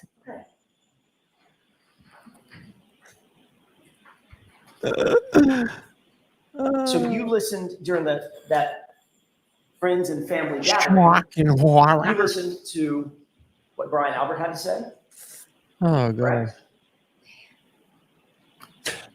He didn't really say Live. much. He was able to listen to what you had to say? Again, you're creating a scene that didn't happen. Anything, Ms. McCabe, I'm asking some questions that you don't seem to want to answer. Objection, Your Honor. All right, so let's ask a question and let's get an answer, okay? Yes or no? Was Brian Albert there within earshot when you discussed your version of what had happened? I didn't discuss much. I sat there in shock and horror. So I spoke very little, to be honest with you. But what little you did speak, he could hear. Yes. And Nicole could hear. Yes. And Chris Albert could hear. Yeah. Chris came much later. And your Shock husband, Matt week. McCabe, he could hear. Yes. Okay. And then when Chris is talking about what happened at Waterfall, you could hear and Brian could hear. In other words, everybody could hear everybody. Chris came much later. When Chris came, I was almost about to leave. I'm guessing that the topic of what had happened was still on everybody's mind. Everybody was trying to figure out what had happened. And you're discussing it amongst yourselves. That's my point. With my sister and my brother-in-law and my husband. Correct. All right. Let's do this. I hate to let everybody go, but it is getting late. I'm tired. I've almost been here 3 hours. It's about 10 past 11 here on the East Coast, almost 11:15. We'll split this into 2 parts.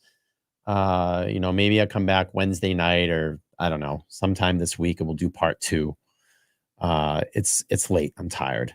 And a lot of people are kind of heading out too. So I feel like I missed this in the first trial. All right. So if someone can give me the total where we're at, and then we'll give 25% of that to Karen Reed's defense. I post the receipt up on the Facebook page and on the YouTube community page. So we'll call it a night tonight. I appreciate it. I mean, we held almost, 1,200 people through the entire show. It was really great. It's good to do this and come back and do the reviews. And I appreciate that you all like it. All right. So we're at 577. We're going to take 25% and give that to Karen Reed's Defense Fund. We're at 144. I'll make it 150. We'll round it up. So 150, I'll post that right after the show and get that over to the Defense Fund. Help Karen Reed out a little bit more tonight. Listen, I really appreciate, like I said, we'll just pause here for now. I really appreciate the opportunity that you all have given me here on this platform to think, where I was 2 years ago, barely a couple hundred subscribers, and we just passed 34,000 the other day. It's been pretty amazing. And I've been saying this a lot more lately. It's been an amazing ride. I've been working kind of on myself lately, if that makes sense to everybody, which probably does, because we do this in our time in life. And I think I'm preparing for the second part of my life because I'm getting close to 50. So I'm starting to see the future a little bit, and just working on some self-improvement and trying to be a better and more positive and person, and have a better outlook and live in the moment. Live in the moment. I'm really working on that. So it's been a absolute pleasure to be here on this platform with all of you and spend this time together. And all the people that have helped me out along the road to allow me to have a studio here and allow me to do the things to help improve the program, and buy things for the studio, and be able to work towards my dream of making this my dream, my full-time job someday. So I'm very, very blessed, and I'm very thankful that you all have come into my life and spent time here, and sit here for 3 hours a night and go through all of this with us. I mean, that's pretty awesome that we can hold that many people in a room. I mean, that's essentially a small auditorium of people that are watching the show. And it makes me feel good that we're all collectively in this together. We're all learning new things, and being able to share our insights together. It's pretty cool. It's a cool feeling. And I've been absolutely, and I've been saying this a lot lately, but I really truly mean it. I've been absolutely blessed with the amazing creators and people that have come on this platform and shared their point of view. Sometimes we agree, sometimes we don't agree, but at the bottom line, at the end of the day, we're all in this together, and we're all friends. So it's been life-changing for me. And, I just keep looking forward to improving this platform, making a better experience for the viewers. And, I am truly, absolutely blessed in this moment in life. I really am.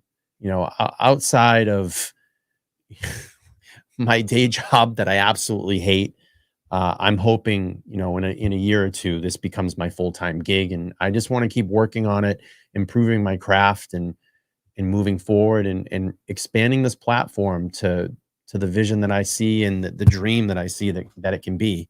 And believe me, there's many a times that I've sat here and said, you know what, I just want to shut this down and walk away from it. But why let one stupid negative thing or negative comment, destruct all of the work that you've put in? Why do that when there's so many positive people that come to the platform and support it? Why do that? Why ruin the experience? And it's tough. This is a tough job. It's tough sometimes, and sometimes we do sit and kind of spin in our own head as a creator. And you can't let that stuff get to you. You can't let that stuff get to you in life. And you just gotta, the negativity, just drop it. Live in the moment. If all the signs are good and the positivity is there, and you're having, this many positive people come and support the platform and support what you're doing and saying you're doing a good job, and we're collectively all in this together, why not? We keep going. We keep going. And, I always go back to this one person that said that, said my channel would be nothing. And it's funny, they have a channel as well too. And I look to where their channel is and where it's developed versus where, I've kind of passed some milestones and worked on some things. And the thing here, you have to have heart in it. If your heart is not in it, if your heart is not in things in life, then you're never going to be true to it. But if you really care about what you're doing, it will reflect to the people that follow you. And, I urge that to anybody in life, a creator or anybody that wants to do anything in a particular job or a passion that you have. Your heart has to be in it. If your heart is not in it, you need to get out, because it's not going to work, and you have to improve at your craft. And I'm just giving you advice. And in anything that anybody does out there, your heart has to be in it, or it's just not going to work. And believe me, I pour my heart and soul into this. I love it. I love being here. I love being able to have a microphone in front of me. And I love the fact that you all come here and we share a collective thought together. We learn and we give our opinions, and, we spread a phenomenal message through every live that we do here. And it's a pretty cool feeling. So I'm living my dream right now. This is what I want to do. And I have felt that I've wanted to do something like this my whole life. I've always been creative as a child. I've always been creative in my teen years. I played in bands and was on stage, and I've always done something creative with art. And I said, you know what? I have a lot of things to say, and I want the world to know. So I've had a lot of fun. So thank you all so much for everything that you have done for me, everything that you have done for Karen Reed, and everything that you have done for this community. You all are collectively amazing people, and I cannot be more thankful. So thank you. So with that being said, we are over 1,000 likes tonight. Thank you so much. We'll split this into part 2 and continue another night, maybe Wednesday night, Thursday. We'll pick a night and be back. Like I said, make sure to subscribe to my Facebook account, my Instagram, or my Twitter if you're not getting the notifications. And make sure all your notifications, you can click that bell, click it off, turn it back on again, put it to all. That should at least notify you sometimes, but maybe we can improve that. And I'll try to work on some type of notification system. We'll work on something. But in the meantime, thank you so much for being here, subscribing, like, share, comment, please. And tonight, I will make sure that I give the $150 donation to Karen Reed's Defense Fund. I'll do that immediately when I get off air tonight. All right, everybody. I love all of you. I will talk to you all soon. Thank you again so much. And again, we will keep playing part 2 soon. All right, everybody. Have a good night. Thank you. I love all of you. Bye-bye.